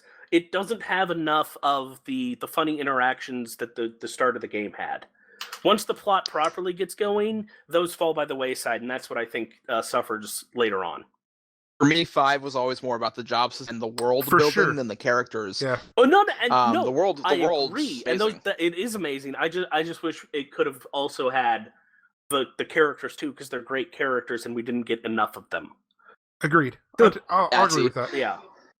To the point where it's the first Final Fantasy that got a sequel, and we still didn't get enough of the characters because it's got new characters. Also, go and watch those and listen to our commentary tracks for them, because goddamn, that is a weird OVA. Final Fantasy: Legend of the Crystals. It'll do your head in, especially when the Teddy Roosevelt Ticklebots appear. And I'm not making that up. There are Ticklebots that look like Teddy Roosevelt. Well, since we're on the topic of OVA, I think the only OVA that I've ever cared for was The Last Order. The Last Order is awesome. It's well done. Yeah. Hey, I liked Unlimited for what it was worth. It didn't have the greatest ending. Unlimited didn't have ending. Unlimited had to create an audio drama to get even half of an ending out, and even then, it wasn't all that they wanted to do. They waited way too long. I'll be avoiding that like the plague. Unlimited? No, Unlimited is Yes. fun to watch. It's just it just doesn't have an ending. But it's got some great stupidity in the middle. Like the Sid Frog episode. The Sid Frog episode. That's all I'm going to say. Watch the Sid Frog episode. It's great. Fair enough. Fair enough.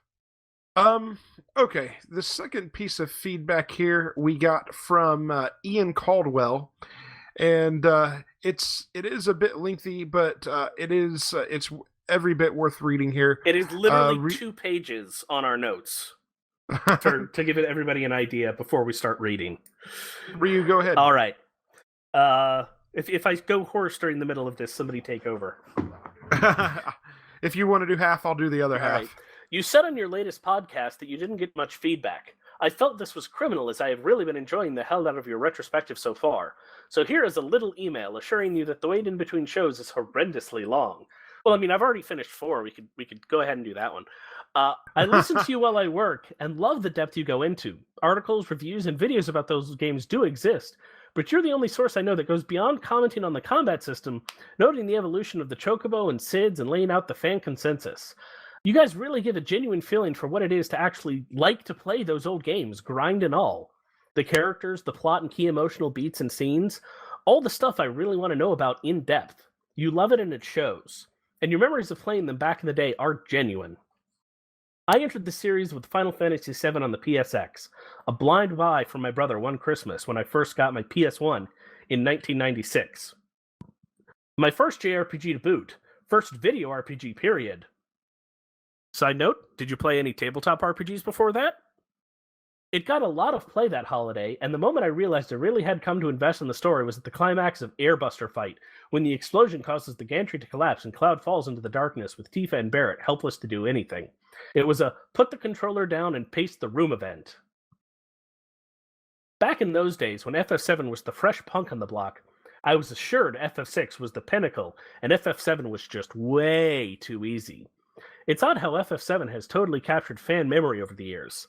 I imagine in no small part due to the fact that it was the first game for so many people, and that leaves an impression.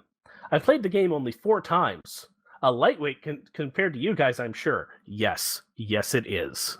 To give you an idea, we were talking about how many times I've played Final Fantasy VI, or Final Fantasy IV, and the number of times I've played the DS version alone is 6. And I've played at least 30 times Final Fantasy IV. I play Final Fantasy IV a lot. I should play it 2 more times because I'm 32 now. I probably will. I've never been able to sneak into the Shinra building without being spotted, and I was trying. And for the record, it's almost impossible to sneak into the Shinra building without being spotted. You can do it. Eventually, you can do it. You can do it. You can do it, but it's difficult. The controls are not the best. You have to have it. It really becomes a rhythm game. That's the thing. Yeah. So stop thinking about Thief, the Dark Age, or Dishonored, and start thinking of Dance Dance Revolution when you're doing it, because you have to know how fast you move, and then when you need to hit the button, because the guards change their perspective at certain times, and you have to know when in the rhythm to hit the button, basically. I find it easier. The first set of statues that you're sneaking through is easier than the second set.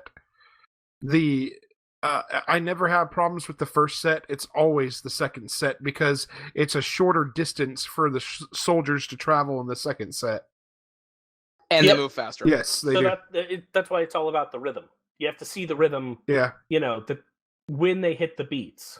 So feel the rhythm, feel the flow. Jamalani. Sorry. Space Channel 5. Ooh la la. Actually, I was quoting Cool Runnings. I know, and I was referencing rhythm games, which are much better. I mean, what is your high score in Cool Runnings? Because I assure you, it's 0. You can't even hit the buttons. No. I'm talking about Cool Runnings the movie. I know. He's being a smart ass. It's like, I know it comes as a great shock. I know, but Ryu is being snarky about something. Okay. Oh God. Okay. I collected Final Fantasy Origins Anthology and Final Fantasy VI for the PSX, but I've never gotten around to finishing them. That might be because of the stupidly long load times. How dare you, sir? Try playing them again on something else. The load times will cut down your playtime dramatically, because you don't have to wait 3 seconds to open the menu. I just don't have the long summers to spend playing them anymore, but I always wish I had, and your podcast has gotten me thinking seriously about it again. I just hope my memory cards haven't all died. It's been a while, and I'd like to save. Hey, if you do decide you want to get back into playing those games, let us know. Keep us updated on your progress. And there's always emulators. You don't have to, they load faster, trust me. For sure. I've played and generally liked FF8, played twice. And FF9 was okay, but I felt no need to do a must-get everything replay or bother much with synthing. FF10 was really the next big one for me, 3 plays, but I fall off sharply after that. I will never finish my copy of 12. I don't even daydream about We don't that. blame you. Not even if I had Eternity. I never got a next-gen console, so really, this is where I dropped off the fan cart. But FF7, wow, I still love it. I love the Extended Advent Children, too. It was just so nice to see all my friends again. I'll go ahead and pick up from here, Ryu. All right. To answer your question, best system? Well, Final Fantasy VII fanboy material all the way, obviously. Just so perfectly flexible once you understood it. With those linked slots to click little colored spheres into, very simple design. Limit breaks were also easy to understand. Final Fantasy VIII is just a grind machine. The junction system is gray menus inside gray menus, and I had to do over the whole game at one point due to missed Guardian Forces and some bosses just crushing me too hard very late in the game. Have you tried not doing a level up in Final Fantasy VIII? That might be your answer to that. Don't. The way to play Final Fantasy VIII is to do. You don't level up. You source for some pretty good magic very early on, and you never use it. You junction it, and then you try and disc 1 Lionheart,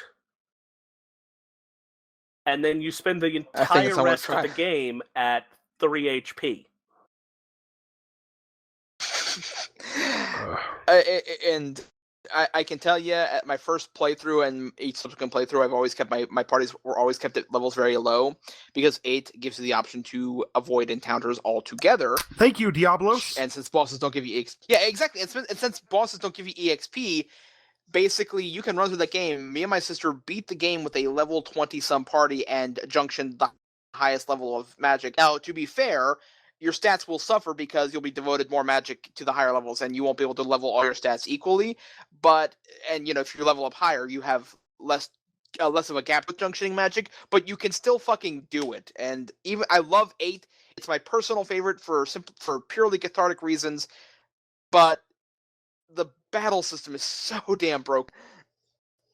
The junction system is broke. The both are broke. No, everything about battles is broken. The junction system is extra broke, but you can easily break the battle system because you can get into random battles and not get any EXP. You just card all the enemies. You tell them they're not 21 and you're not giving them any alcohol, and they give you their AP and you don't get any XP, and you don't want XP. Oh, God. Yeah, the bottom line is that the reason why you probably struggled so hard with Final Fantasy VIII is that the Final Fantasy VIII is, I think, probably the only game in the series that scales its enemies based on your level. Yep. So it is always best to keep your level as low as possible, because enemies tend to scale better than you do. Exactly. And the junctioning. And if worse comes to worse, and you level. Well, and the I was gonna say the junctioning bonuses are static. He goes on to say, I hear Final Fantasy IX was a kind of greatest hits album of the classic series. I wasn't so invested in the characters or the very bleak storyline, but after junctioning, I was so glad to have a simple system of gaining new skills from equipped weapons and leveling them until learnt. Easy, everything I wanted. I could put up with one more of that. Yes. After Final Fantasy VIII, I totally agree. Besides, the storyline wasn't that bleak, at least not compared to, time compression. Yeah. Or even Final Fantasy VII. I mean, most of Final Fantasy VII is pretty fucking bleak too. So yeah. And 6, hello. Yeah, for 6 sure. is probably the darkest one out there. For what sure. What are you talking about? In 6, what are you talking about? Final Fantasy VI is a clown remake the world how he likes. That's happiness and sunshine for everybody. Everything floats down here. But no, first off, I just want to say that adds insult to injury that the only boss who actually successfully destroyed the world was Bozo the Clown. Well, that's because Bozo the Clown was a world-class terrorist. I mean, come on. Did you ever watch his old school manifestos on Channel 4? Come on. Holy God. Put the three... Now, Sarah, put the $3 billion in bucket 2. $3 billion bucket number 2. Oh, God. Anyways, moving on. Yeah. I'm taking over from here. Final Fantasy X Sphere Grid was also grasped. Not much more you can say. I was able to just get on and enjoy the game without getting too bogged down in it. I have harsh words for Final Fantasy XII's license system, however, which was confusing and painful. It also broke the flow of the game I was trying to play. You just wanted to get on with the story, and you have to stop to do your accounting. Awful. But worse yet was having to program my own character's AIs. Oh goodness, no, I hated the fact that they were eating my health potions without asking, and saw the need to seek out and find vital AI behaviors, granting MacGuffins as too meta and tedious. I just want to play the game and fight stuff. I put the game away to take a break and never went back. Years later, I look on the story scenes and was not inspired to finish the game based on that. Yeah, that's definitely a harsh criticism, man. But I agree. I thought the Gambit system was definitely very flawed. I didn't care for it. They fixed so much of that in the Zodiac version. That's what I've heard, and yeah. I really... They really need to bring over the Zodiac at some point. I was going to say... if for nothing else than to mollify Fangu. With the rumored HD remake in the works, I really hope that they give us the option to play the Zodiac version. Oh, yeah. I disagree with you about the license points, though, because I actually had a lot of fun with that. Particularly, I had a lot of fun avoiding that, because I have to admit, for all my complaining about grinding in Final Fantasy 2, it's a lot of fun grinding in 12, because when you're going through that world, it feels very alive and almost kind of MMO-y. So I actually kind of had fun with the license system, and I also liked how if you went ahead and spent, like, let's say I did one board summer as a youth, spend a lot of time with on the Dalmasca Estersan and the Giza Plains, just fighting monsters for fun. When you finally get your other characters, they have all the license points you've accrued. So when I got Ashen the party, she had like 2,005 license points. So yeah, I had fun with that. Anyways, his comment about Final Fantasy X Sphere Grid system being easy to grasp. Maybe I'm just a moron, but I thought it was difficult to grasp. Well, we didn't want to say anything. No. Thank you very much. I swear to God, I've never heard of a show where the host gets so much abused in my entire life, Mike. It's like, Jesus. It's like, I don't think you've gone on a single podcast without level that insult. Apparently people just find me easy target, I guess. Well, I'm waiting for you guys to get your own digs back in. It's just, I felt like I got all the digs in you I possibly could on Final Fantasy 2. So that's fair. Yeah, so clear sailing for me besides, coming out. Well, like, no, how can I insult you, Ryu? How can I insult you? Oh, you're smart and you know what you're talking about. Ooh! I've never been so insulted in my life. Good day, sir. You can use Japanese words correctly. By the way, this is delirium setting in for the fact that we've been going for now 2 hours and 15 minutes. Yeah. Let's wrap this shit up. Good Lord. Anyway, I think we can all agree FF7 good. And I love your site and passion for the FF7 series. The 4 audio series of particular joy. Yes, thank you, Pixel. Yes, agreed. Pixel does amazing work. Its voice actors do create an amazing series there. If you haven't had a chance to look it up, watch them. They will make believers out of you. Download looking them, forward to your them, next whatever. Yeah. And hey, if you gush about FF12 system, I'll be very interested to hear why I was wrong. Wait for us to get the FF12 retrospective when hopefully we'll have Fangu. It might be a minute. She might rip a new one. Thanks and keep up with the grinding. We're actually to the point where we don't need to grind all that much anymore. I know, right? We're entering the golden age. 4 through 10 are just stellar games. Whether or not you like 8 is a matter of opinion, but at least 7, 9, 10, 4, 5, and 6, all fantastic. If I might ask a question, I have Final Fantasy 1, 2, 3, 4, and 6. What's a good one? Obviously, if I must play one, I imagine you'd say 6, but I'm a little intimidated by its size and sheer amount of characters. I'll miss collecting or recollecting my first playthrough. So 6 aside, which would you recommend? Well, hold on. Hold on. First of all, about Final Fantasy VI. Final Fantasy VI is absolutely one of my favorite games of the series. If you're asking me to discount Final Fantasy VI because you're intimidated by its size, don't be. Final Fantasy VI absolutely gives its story is built so that you don't have to worry about all of those party members all at the same time. Each party member, with the exception of some of the side characters that you can add later in the game has its own their little moment in the sun, if you will. Final Fantasy Exactly. Final Fantasy VI is gorgeous. That is the game of the ones you listed that you absolutely need to play. Aside from that, Final Fantasy IV, no doubt. Start with 4. Okay, I'm like 6 is great. 6 is great, but build up to 6. It's not because it's so huge and complicated, but because it literally does. It builds off of the things that were set up in 4 and 5. So start with 4, then go to 6. Yeah. You'll understand how to do 6 a lot better if you play 4. And 4 is set up that you can just go straight through that thing.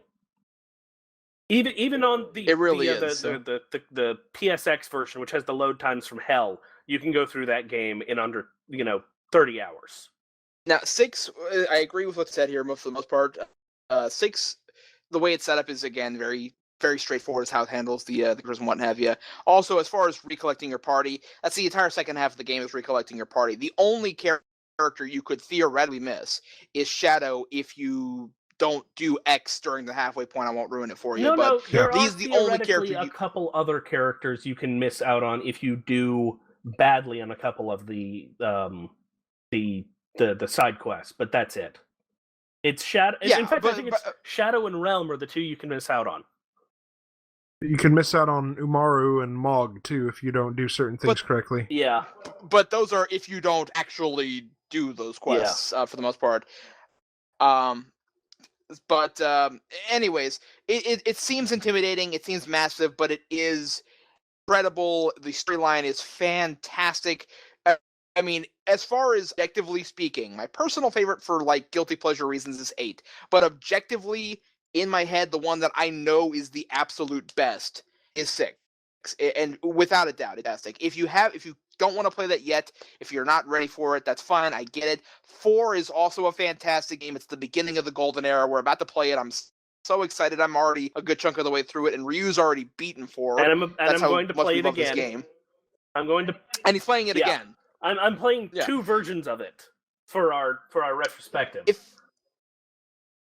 If you haven't got a chance to play through 4, or for some reason you don't feel like playing 4 either, then of the first 3, the only game I can wholeheartedly recommend 1, if you play a remastered version like Dawn of Souls or the Origins version. If you say you've got the Origins, the Origins version of 1 is a solid game. It doesn't have the story, the great music that you're used to, but as far as just sheer gameplay goes, it's a lot of old school RPG fun. So yeah, and I mean, if you're like I said, don't be intimidated by 6 at all. 6 is such a beautiful game. Soundtrack wise is gorgeous. Design wise, gorgeous. You can suplex a train. Yeah, for sure. It's a masterpiece. It really is. I mean, and I know you mentioned your love for Final Fantasy VII. We all love Final Fantasy VII here, but I'm here to tell you, Final Fantasy VI, and looking at it objectively, is the better of the two, without a doubt. Final Fantasy VII is Van Gogh's Starry Night to Final Fantasy VI's Mona Lisa. For sure. I mean, they're both fantastic pieces, but the one that stands out as the better piece of art is the Mona Lisa. And please feel free to reach out to us too if you feel you need some assistance. We're happy to help, and keep us updated on your progress, because totally, absolutely, that's we absolutely want to hear from you on your progress. Please keep us up to date. Also, get 5. It's a pretty good game too. 5 is great. Yes. 5 is sorely overlooked. Get the GBA version or the 5. PSP. Get the GBA or PSP version of it, because those are the best versions. They iron out a couple of the kinks, and they add some new fun stuff.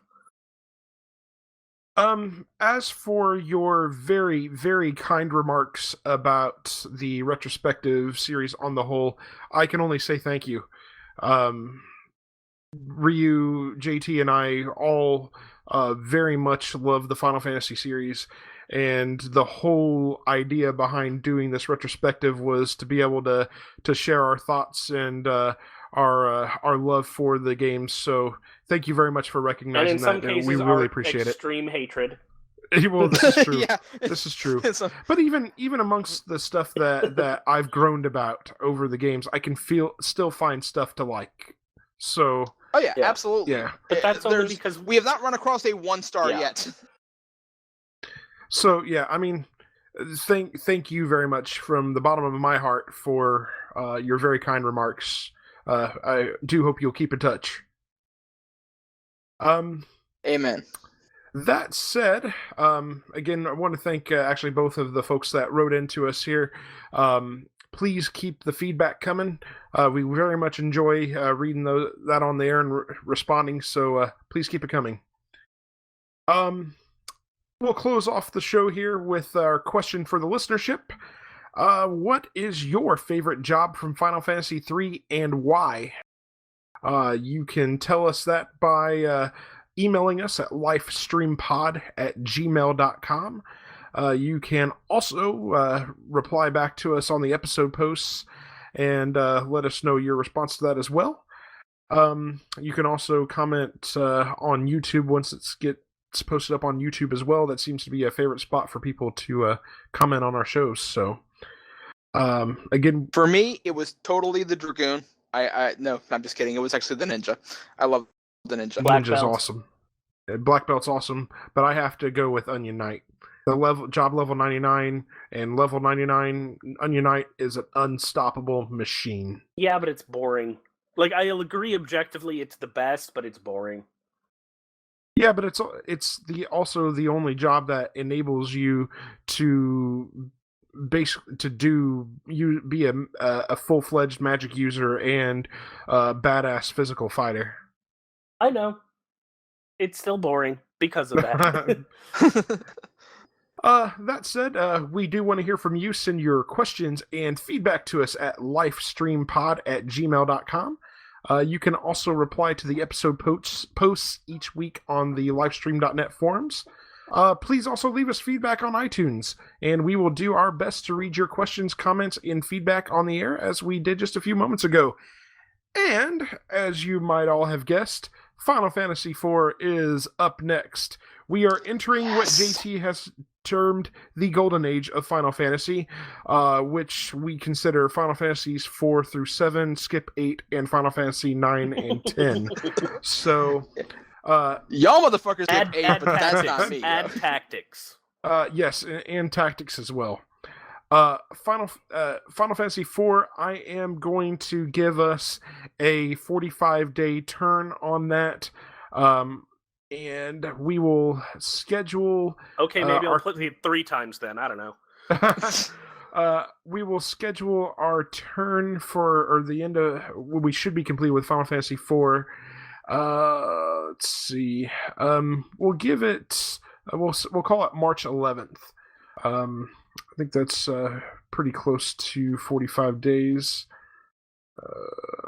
Yeah, we'll call it March 11th here, and if we're done sooner than that, then we can certainly We'll be done sooner than that. Yeah, We'll absolutely be done sooner than that because I'm already all the way through it. Unless you take a while doing it, I think we I'll gotta be done probably by the end of the... factor in Lex and Flint too, since Lex and Flint will be joining us. That's a good point. So, You're right. That's a good point. We have to prompt them. I'll go get the cattle prod.